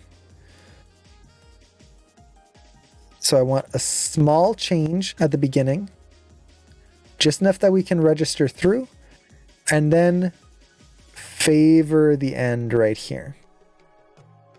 Something like that. Now it's a little poppy, so I'm going to ease that in here. And hey, Animated Paul, thank you so much for the sub. Aw, thank you so much. I was hoping to have my second blocking idea done for you, the Christmas stuff. Oh, no worries. Always feel free to send it anytime, whenever you're done. Let's see. So already that small spacing change is just going to make those brows feel a little bit more dynamic. Now, the same thing here as it comes down, they're just dropping very evenly. You can see that in the curve right here. So as they drop down, this is where I can really play around with things. So I could have this ease a ton right there. So let's double check this. They come through and make sure my language didn't change on my computer. There we go. So I want to feel a little change here, not enough. Now I'm using Anibot's ease tool here. You can just do this by clicking and dragging in here. Same thing. So I want to see a little bit of a change. That's too much. And then here, let's ease some more. So set another key here. Ease. So now they're coming down, starting to go down, drop down, and then I'll go into a moving hold here. So we could do it this way instead. And the reason why I'm doing it this way is so that we don't have the ease in, ease out kind of feeling the same. And it also allows us to hold that expression here just a little bit more. So technically it's moving down right here, but we are not, by favoring the pose before it here on frame 6, we're just kind of holding that one a little longer. So we don't just get that 2-frame hold, punk, it drops down and we just pop in there visually. Okay. So we've got those brows coming in through here.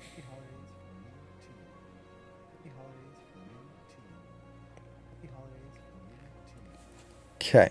Now, before we go too far here, let's play with those brows a little bit more. So the translate Z of the inner brow here, we can play around with that. And is it the translate Z? No, translate X. So this should be the in-out of the brow. And right now, for some reason, it's holding too much here. So as it goes up here, see, it looks like it's doing the opposite of what we want it to do. Up is out, down is in. Okay, good. So this needs to be lower here. Comes up, holds, comes down. There we go. So now we're making sure that we're getting that inner brow coming through. And this is where we can really play around with some of the more subtle details. So as the brow comes up here, we can either offset this. So I'm going to exaggerate this here a little bit, where those actually come, let's do it a little bit more. So it goes in and then out like that. That creates a little bit of an offset. Now that's a lot right there. Creates a little pop. Or we could do it the other way, where as the brows come up, it starts to lead a little bit more with that inner brow. So you feel that relaxation here happen a little bit first, and then starts to come up through here. Something like that.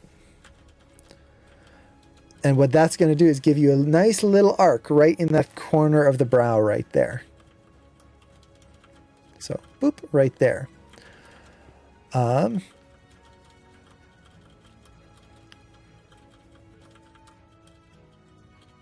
So we've got that in there. We're going to want to look at all of our curves here, but right now I'm not too worried about curve cleanup. I'm just trying to get the main blocking in here. Now, at this point, we get this moving hold here, which is right now just a hold.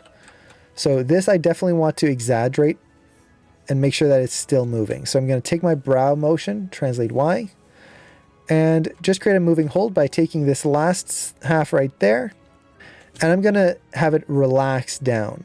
The reason I have it relax down is because typically our brows and our face, once it hits an extreme, it tends to relax back a little bit. So as the brows come up right through here, I want them to just have that slight little bit of a ease right here. Very slight.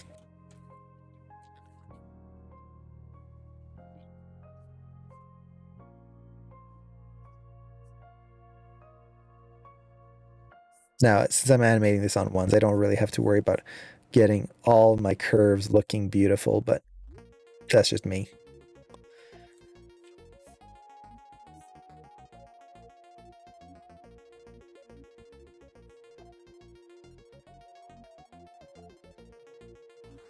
Okay, a little too much.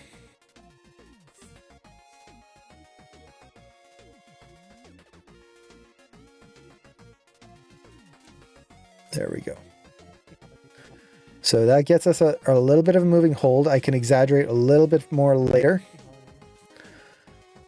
As it comes down here, let's just keep going forward here. Now here you'll notice that I put this note here. At frame 14, that's when the brows are at their lowest. So I'm going to take these and push these down even further right there. So now we go down, and then the brows are going to keep going down here. Now the problem here is that this is too sharp. See how it just kind of book holds right there? So I'm going to break this down a little bit more. I'm going to actually set another key right here, bring these up just a tiny bit more, just to get that nice little ease and then pull in there.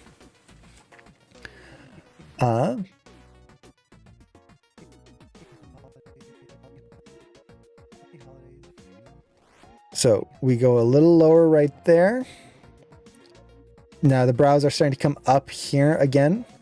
I'll probably want to add a breakdown here so that the brows don't just slowly slide up. But for now, that's okay. But what I don't want is for this pose and that first pose here to be the same, which actually they are no longer the same because I just adjusted it. So perfect, haha. We did the copied pairs method before. At this point, I want to make sure that I'm not just leaving them copied. So that way we're not just having the same pose at the beginning and the end, and we just kind of bounce into it. So the brows start to come up here.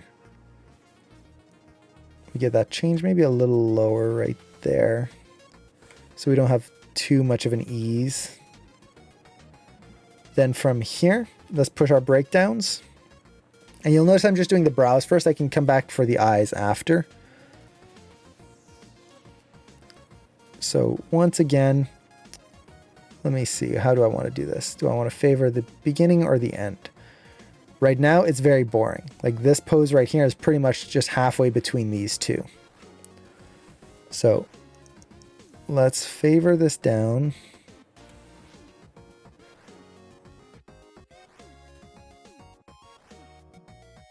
There.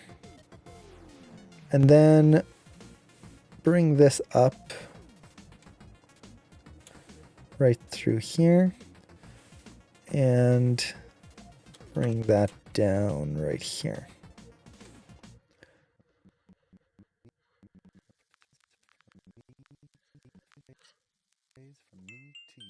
There we go. So now that's going to be a little bit more dynamic. But one other thing that's happening here is that the brows are raising very evenly, just flat. I'm going to offset that in a little bit. Right now I'm just trying to get the main motion up and down. But then right here, we're doing the, let's see, so 31 is mostly up. 34 was the extreme right here. Now, do I want it to be 34? Yeah. So we'll push that up a little bit more.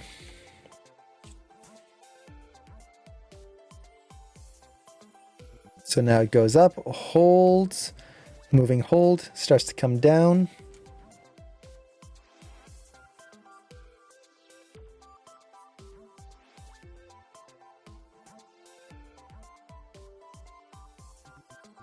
Then it should save. Let's see. What's wrong, Maya? There we go. That feels a little too slow now. So because I see how I softened this up, we're not getting that hold anymore. So I want to push this up a little bit more here and get that flatness right in there. So it goes up and we feel that difference between the moving and the stopping.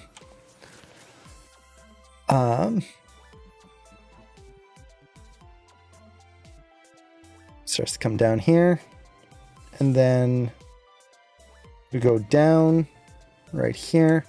So once again, let's just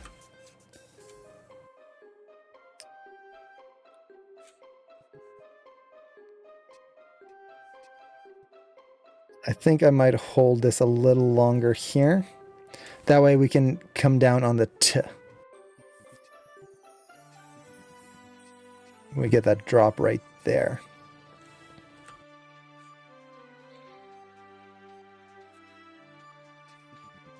And then from there, based on my notes, the final pose here on 49 is going to be lower. So I'm just going to push this down here.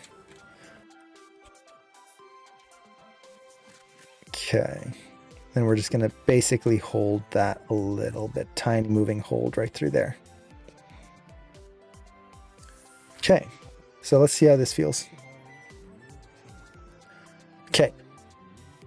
Already those brows are feeling much better. Now, before we go further, there's a few questions here. Let's see. I was reading the class overview for ANO4. It says there are facial poses through the term. Should I look at some Jim Carrey, Jack Nicholson? Facial expressions? No, I wouldn't recommend that. Jim Carrey and Jack Nicholson have very specific and extreme facial expressions.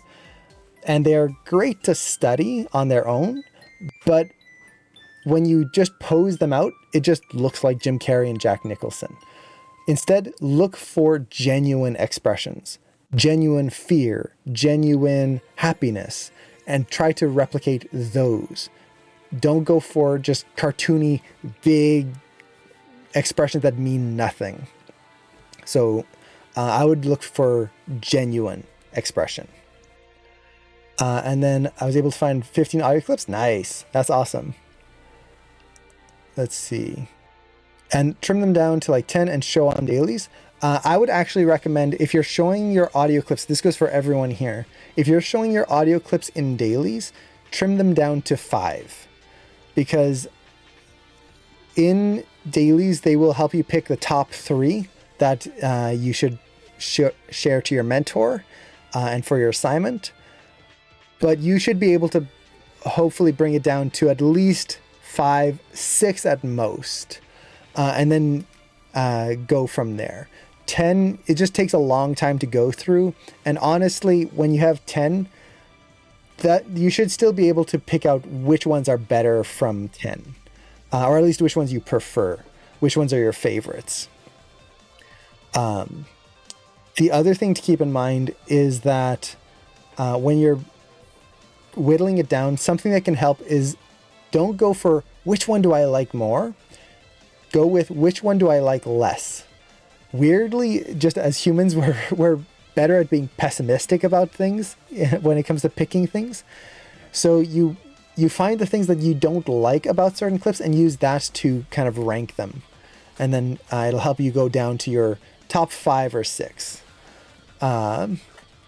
So yeah, whichever one you prefer.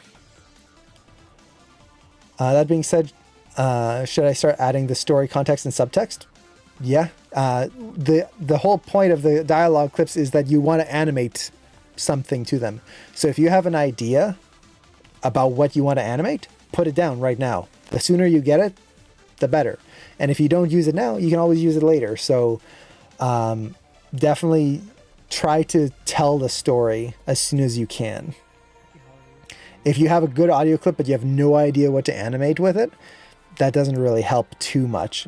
Especially if sometimes you'll have a great audio clip, but it's just boring in terms of the idea of the shot. So a good idea usually beats out like a technically better audio clip.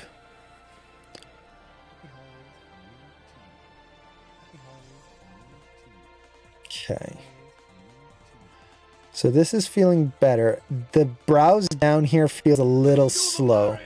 And just Oni, geez, thank you so much for the gifts. Aw, thank you so much. I really appreciate that. Aw, man, thank you. Now we get to listen to my favorite song. Haha. Okay, so to make this feel a little stronger, I'm going to exaggerate the moving hold here. Make it a little bit more of a hold. Right through here. And then make this drop a little faster right there.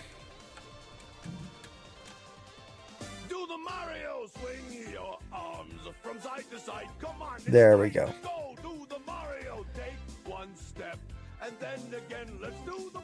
The face, I want to typically have it feel a little bit more stepped versus splined.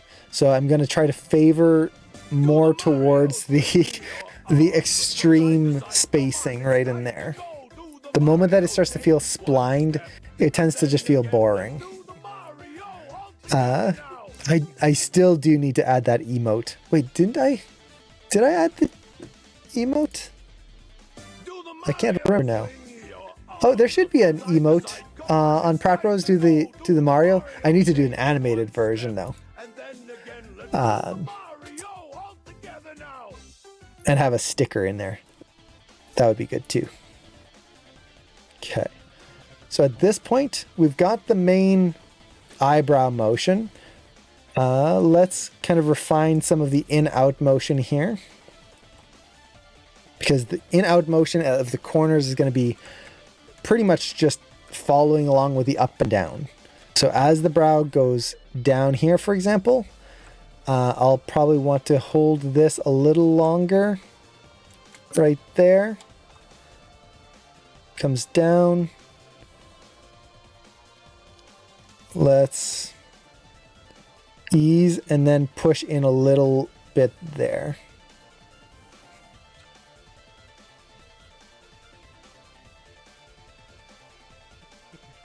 So just trying to build a little bit of an arc going kind of this way with those brows.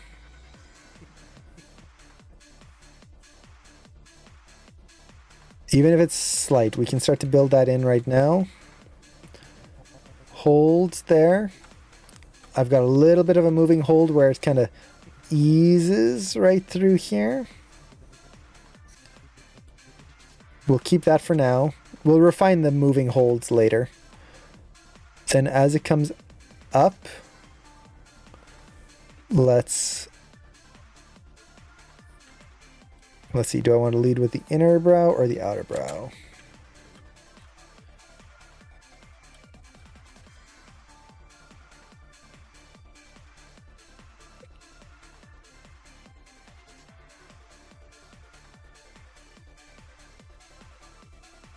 I think I'll have it relax a little sooner here.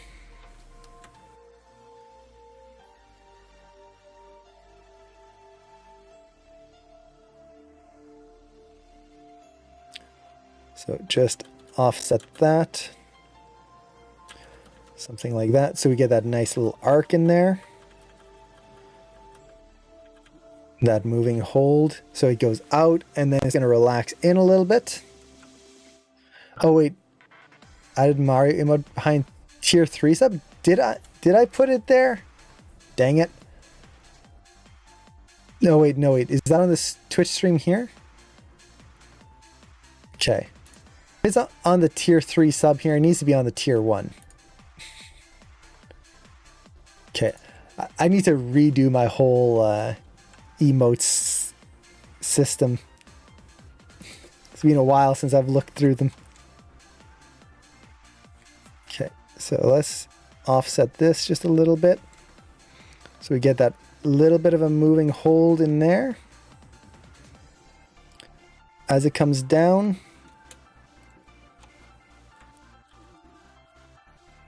it needs to come in a little. And this one we're going to delay. Okay, like that.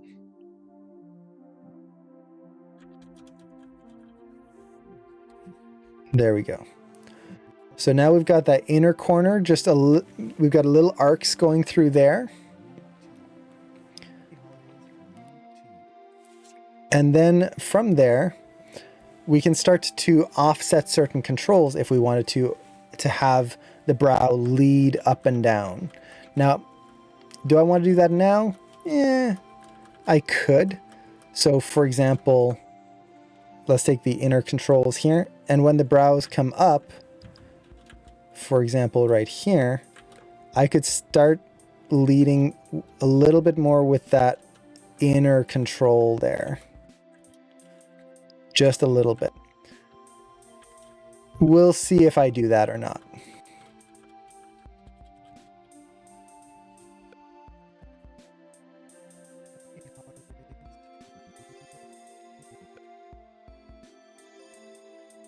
I feel like this is still feeling a little spliny, this motion here. So I might pull this down just a little bit more. The thing that's also making it feel spliny is the fact that it's all moving evenly upwards. So maybe I will push a little bit more of a lead here with the inner brow. And I'm going to do this with the rotate on this rig here. So his brows stay there. Have that inner brow lead up a little bit. And then come back down. So you see how it just breaks up that motion a little bit? Same thing when he comes down here. I could either lead more with the inner brow.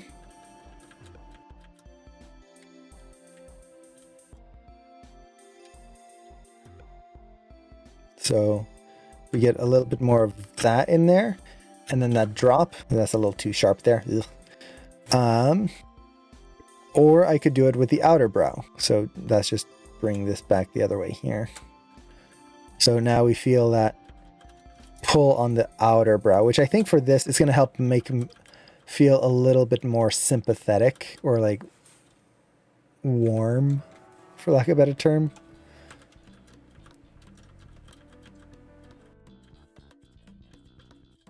There we go.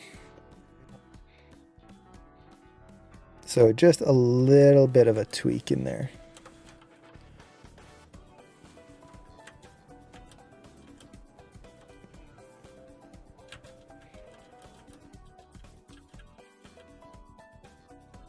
I'm just adding a little offset in those brows.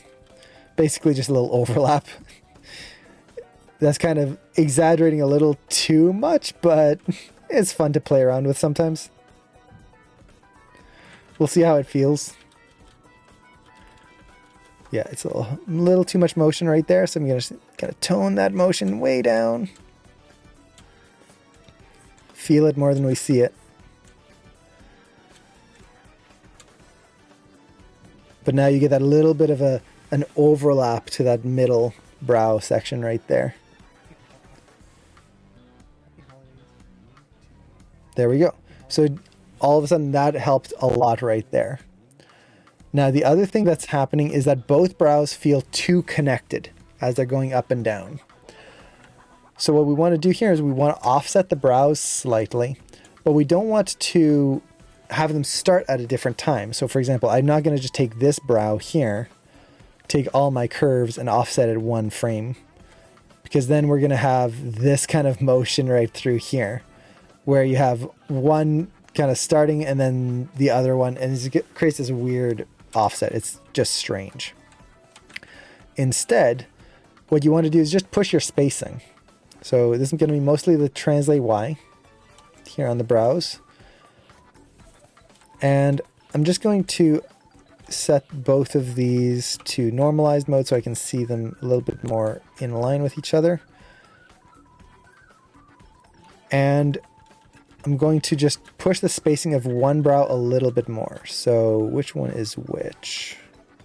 Actually, let's go into this mode, and then I'm just going to go to View, Curve Names.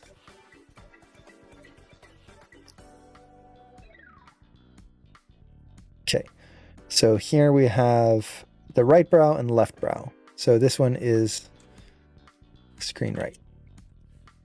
Or sorry, screen left. So I want that one to raise first, probably.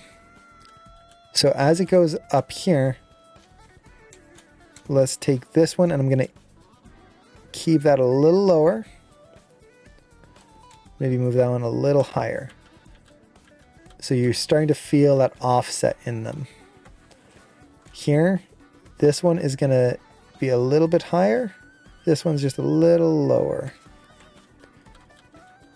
There we go. It's very slight, but we're going to feel that. And then if anything, maybe I can have like a little bit of an ease on that side, just a little bit more, change the spacing. As it comes down, kind of the same thing. Let's maybe lead a little bit more with this brow. Not too much.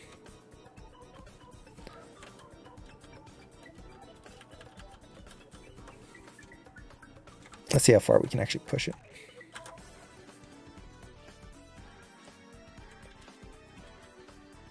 So something like that. Now, as you do this, you are going to have to adjust the brow controls there to keep the connection in there. You don't want to break that line of the eyebrows.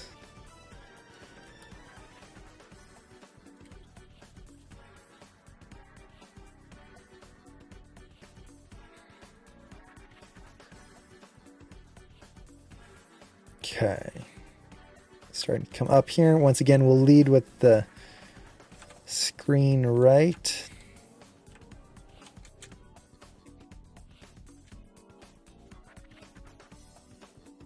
Just a little bit.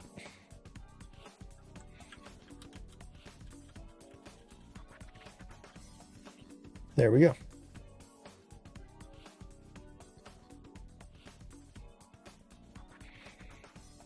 Now it's starting to feel a little broken here, so the other thing I can do is just push the rotation as well.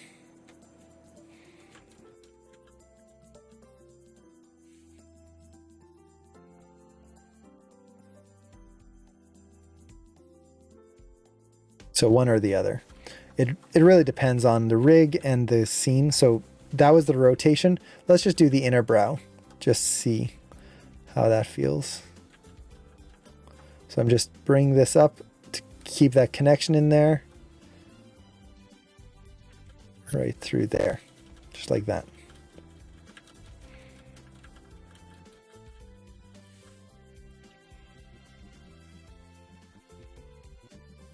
I feel like there's too much of a moving hold right in here as the brows come up. So I'm going to look at my translate Y. Just tone this down. Zip, right there.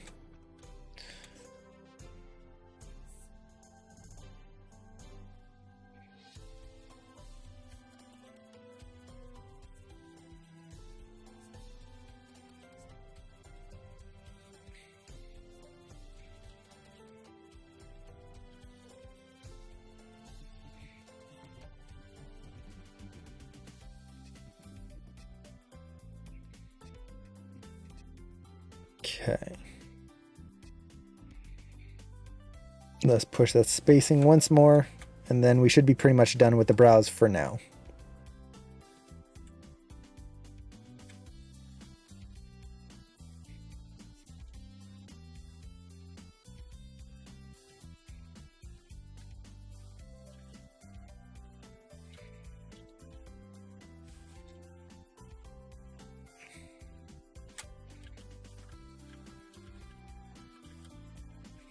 Let's actually favor the other brow. There we go.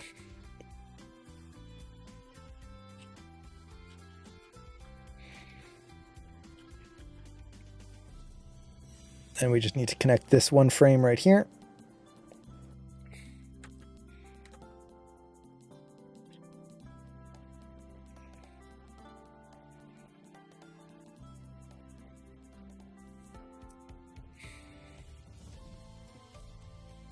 And there we go. So there's the brows. So to kind of summarize, what we did here was we blocked out our facial expressions, and then I figured out the range of time for the motion that I want. And then from there, I just broke down that motion for the brows. Now, I did the brows here in depth before the rest of the face, mostly because I know that's what's going to be leading a lot of this motion here. But now let's actually start to go into the eyelids, because the eyelids are going to be very similar. And I'm going to do this very quickly. I'm not going to spend a ton of time polishing all of these. But the big thing that we want is to have these changes of motion, but more specifically, we don't want them to line up with the brow motions. So let's take a big motion here, like right here. See how the brows are going up and the eyelids are going up at the same time right here. When that happens, everything feels very boring and flat. So what I can do here is I can drag the eyelids so that they move a frame or two later. I could lead with the eyelids. I could even offset them. So for example, here, as the brows go up, which I feel I have too much rotation there, but yeah, that's fine for now. Let's actually bring those eyelids down here for just a second. So he's not doing a blink per se. It's like a eye flutter where it goes down and then it gets dragged upwards here. Let's try something like that. Now I think that's too many frames. I think I really only need the one frame. So let's actually have that down here and then start to bring that up through here.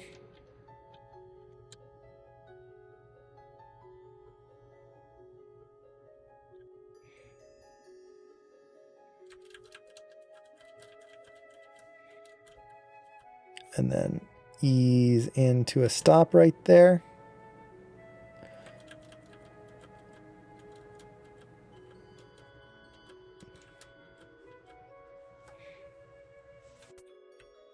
And there we go. So we just have that little bit of an offset, and then the brows lead the action here. Now I feel like this is hitting a little too sharp, so I'm going to offset that one more frame right there. At this point, I'm not afraid of offsetting certain things. Okay.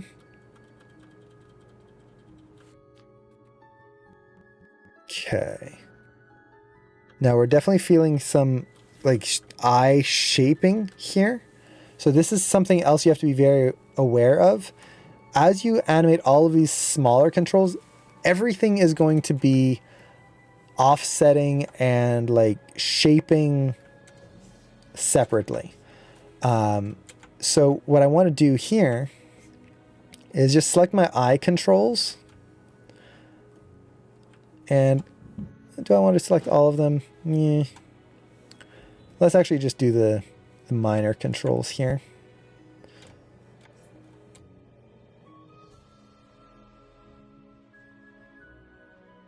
So all these, and then all these. This is where a GUI picker, it can be very helpful. So I have my GUI picker open on my other window here.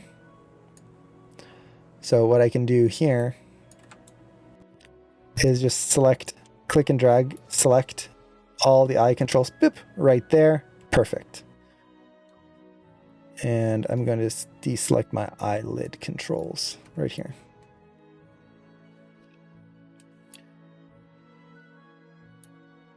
And then just make sure that those pretty much hold their shape. So see here how the whole eye was kind of shifting over time? We don't need that. View curve names, don't need that.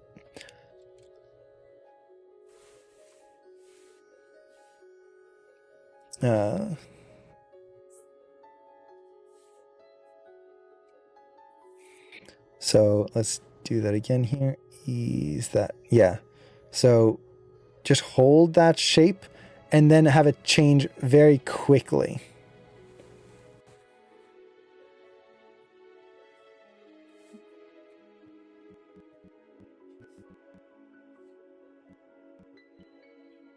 One of the worst things going to happen with your facial animation is things moving slowly and just kind of splining in between. Now that's a little too fast and disconnected there. But let's see how that feels.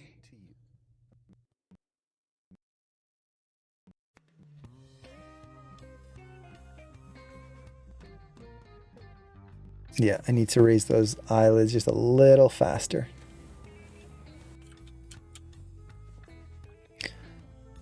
They were starting to feel disconnected from the brows. Not that they're really connected like one-to-one, but I don't want it to feel like they are totally disconnected from each other. I need to lead this a little bit more here.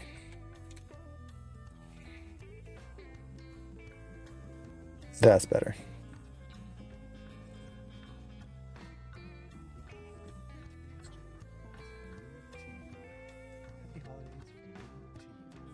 Okay, now the eye shapes here definitely are just sliding across. So once again, let's just take all of the eyes this time, not the brow. Okay. I think I almost want to lead with the eyes here a little bit. So I'm just going to take all of this, move it over one frame. So now we get the eyes leading the action. And then let's play around with the ease in, ease out here.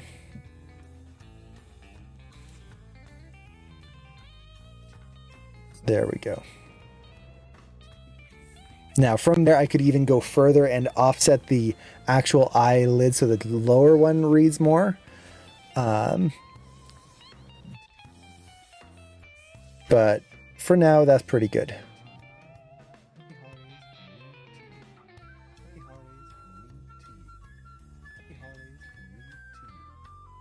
I feel like there's something with the last expression. There's something off with it. So let me figure that out. I think the brow might be too low. It's making him feel almost, yeah, brows are too low. So easy fix. I just have to take my rotate Y right here. Rotate Y, translate Y. And just globally raise it up here. Done.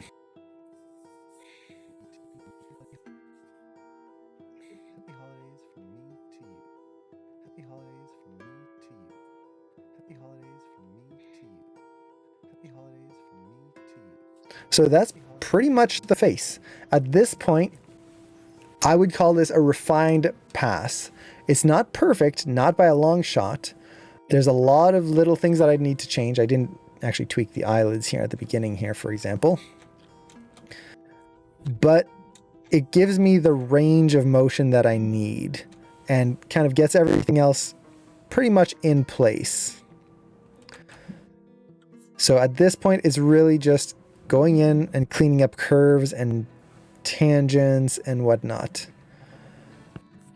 But we can do that more in the polish pass. We don't have to try and get it all done in here. As long as I have the main expressions and they are changing the way I want them to. So an example of trying to get this to read a little bit better, just in terms of polish, is right here. If I want the lower lids to lead, I would want to feel like the cheeks are pushing up a little bit more. So I might actually take the skin controls right here. So that's just the main lower lid, not the lower lid itself, but the skin underneath that, and lead that by one more frame. So right here, see how you can feel that's, it's very slight, but that slight lead of that cheek pushing up the lower lid right there. So that's going to be like polishy things we can do as we go through. For now, I think that's going to be good. So let's do a play blast, because we don't want to go too far without actually play blasting. And I should have done one earlier, but eh. The official answer, eh.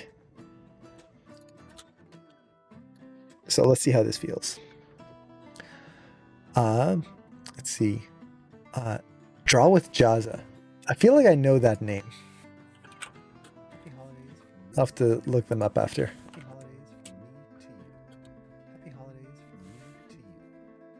Okay. So overall, not bad. What am I feeling here? Let me mute this for now. Okay. So one thing I'm feeling is that the brows at the beginning feel a little, for lack of a better term, stiff. Right here.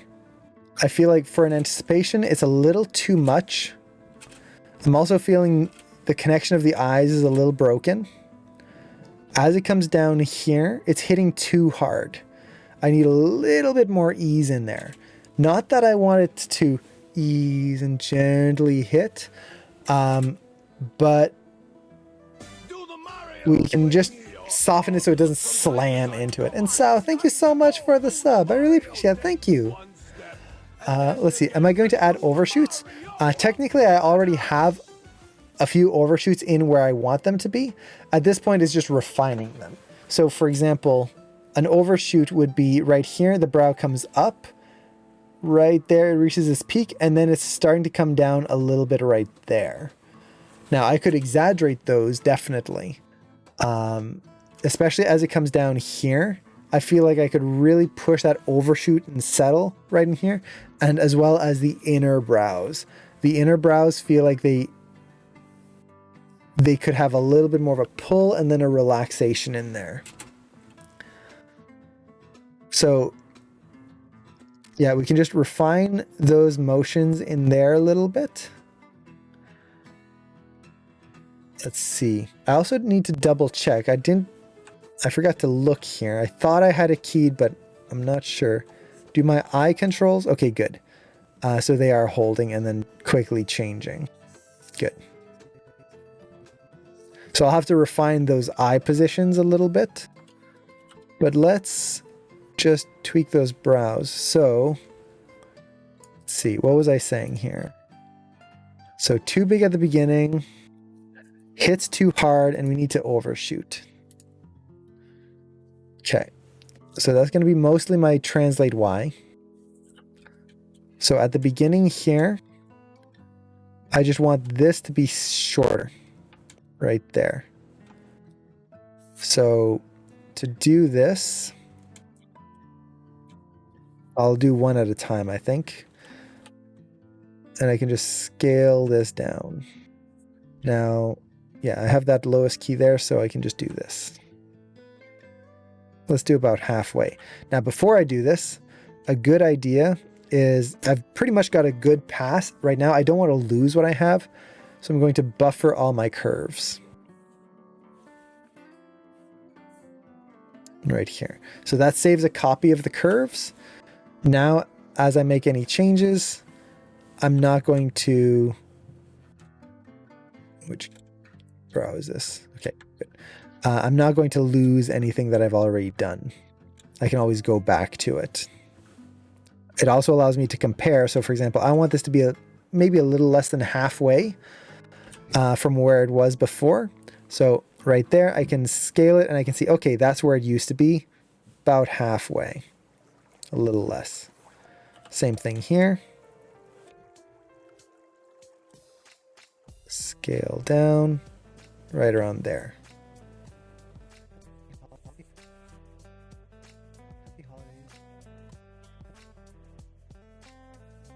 Then from there, I feel like I could... Let's just play around with this. I'm going to change this so we get a little bit of a ease up top here. So it keeps going up instead of coming back down.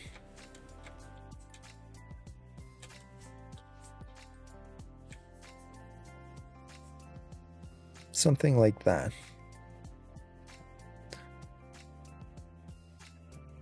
Now here, as it hits, this is just hitting too hard. So let's grab these here. And there's a few different ways I can do this. I could just offset this one frame like so, and that should soften up that impact. And then from there, I can just adjust my curve ever so slightly.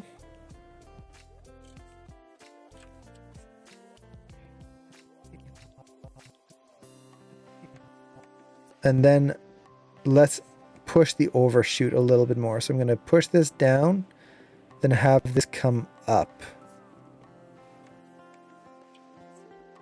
a little faster here. So we feel that relaxation happen right away. Now we don't want it to happen for too long of a period of time, so we're going to get a little bit more of a moving hold right here at the end.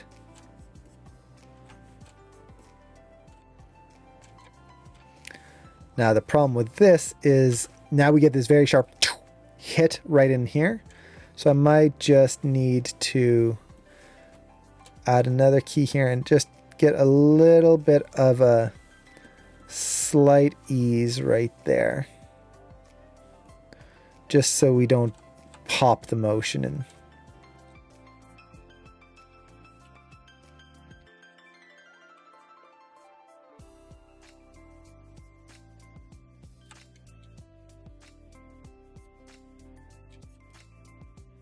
Okay.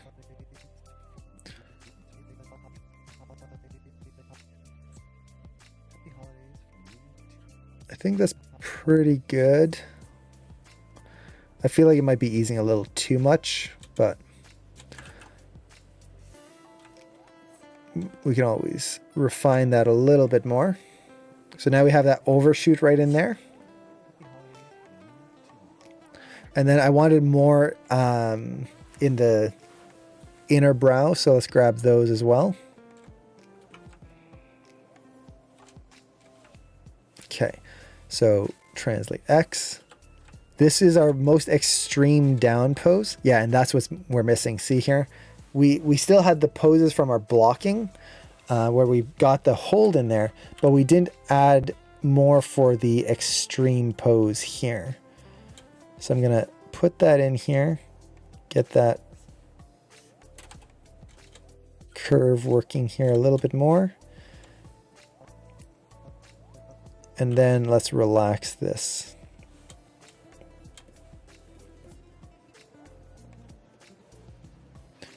So something a little bit more along these lines here.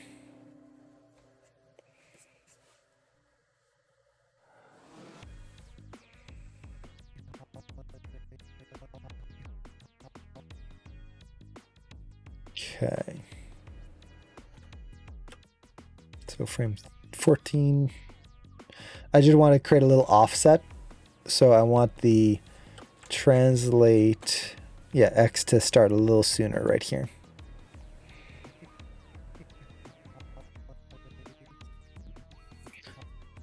So that should help right there. And then the ending, I feel like maybe I could add a little overshoot in there.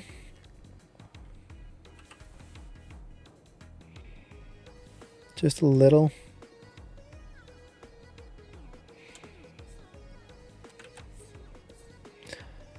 But honestly, it's not super important. Right there, that one was feeling pretty good.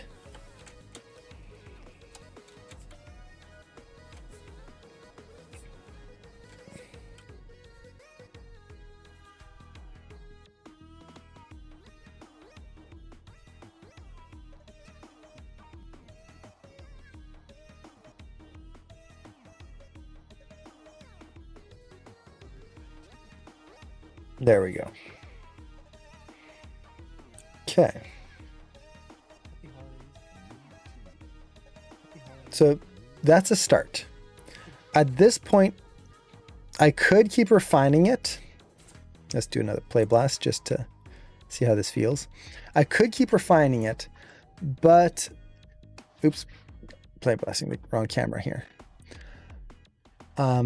But at this point, I want to make sure I have a pass in the mouth because I don't want to polish up the face too much. Honestly, I've probably done too much polish already.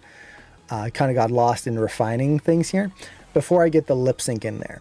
Once I have the lip sync, which we're going to do next week, then I can just take everything together, and that's when we're really going to start creating all the offsets, get all the cheeks in there, get everything connected. Right now, I'm just trying to get the main important body motions and then brow motions, timing that out. Yeah, that feels better. That a little bit of more overshoot right there. It's a little soft, but I can tighten that up a little bit more. I'm getting a little bit of a visual pop in the eyelid right here. So I'll have to tweak that, kind of match it to the eyebrows a little bit more. So we feel that skin connection there. Right now it just feels like something stretches versus the skin pulling and stretching. It just, right now is just randomly stretching. But yeah, that's pretty much it. So I think for now, I'll keep it the way it is. We also need to do an eye dart pass as well as potentially a blink pass. I might add a blink right here at the beginning. We'll see. Now for the blink, I'll probably do that on an animation layer. That way I can just reuse the blinks if I need to, but we'll see how that goes. I'm trying to think if there's anything else I need to do today. Really, that was the big one. And that took like an hour and a half, 2 hours, something like that. But honestly, it's really just getting the facial poses. Those are the things that take the longest. From there, it's just breakdowns and in-betweens. That's really it. Trying to get those transitions to feel quick, fast, and organic. And that alone takes a lot of time. We haven't really gotten to the organic part yet. Right now, it's just kind of blocking in the main motions. Let's actually listen to it with dialogue, make sure it's lining up. Happy holidays from me to you. Happy holidays from me to you. Happy holidays from me to you. Let's see. Okay, so here the brows, good. There, see how the brows are leading the face motion right here? So the head hasn't started tilting up and then it tilts up here. So that's what I want. The brows leading. As it comes down here, now the head is leading, then the brows come down. That's good. Essentially, the last thing I want is for things to all move together. That would be the worst part of this. The brows here still move too in sync. See right there? That big pop? I need to push the lead and follow in that moment right there. This one feels better. Happy holidays from me to you. Happy holidays from me to you. Happy holidays from me to you. And then I still feel like this is a little kind of challenging in the expression. I might adjust the eyebrows here up a little higher. But for this, I'm going to take a step away from it and then come back to see what my eyes catch. Am I still feeling the right expression that I want in here? I also don't want to go too far because the mouth is going to help a lot with this. And this is just with any pose, like if your eyes say one expression without the mouth, you could actually get a totally different expression by adding the mouth pose in there. So I don't want to go too far without knowing exactly how the mouth is going to be posed right here. Yeah, those brows right here, especially this one. You see that little pink right there? That's that stretch. It should happen here, where the brows pop up and then the eyes will ease in. There's too much of a disconnect there. And then the eyelids here as well. Pop, ease. But honestly, this is just curve cleanup at this point. So I think we can probably call it here. I'll do all of that little curve cleanup on my own in my free time. That way we're not just spending another hour watching tiny little curves here and there. But I'm probably not going to do any big changes at this point. At this point, it's pretty much just refinement. And then next week, we can jump right into the lip sync. Just go right into posing the mouth, and that's going to be the biggest thing for this shot. Really getting the mouth expressive, getting those interesting shapes in there, getting the arcs in the corners, all of that right through there. Happy holidays from me to you. And then an eye pass, but I'm probably going to save that for the week after because I think we're going to have enough just with the lip sync next time. So yeah, there's our shot. Now let's see, do I have the other shots in here? I just want to compare it with and without the eyes. Okay. So let's bring this in here. And actually, let's bring this side by side right there. So you can see the difference Happy holidays from me. just the brows make from before to after and how much the expression changes the character right there. But honestly, like just oddly enough, it doesn't make that much of a difference, does it? And that's mostly because we got our body accents and body motion working correctly to fit the dialogue. So now the face is adding to it instead of the face being required to understand what is going on. And especially for any of you going into class 4 and you're going to be doing your pantomime assignment, that is crucial.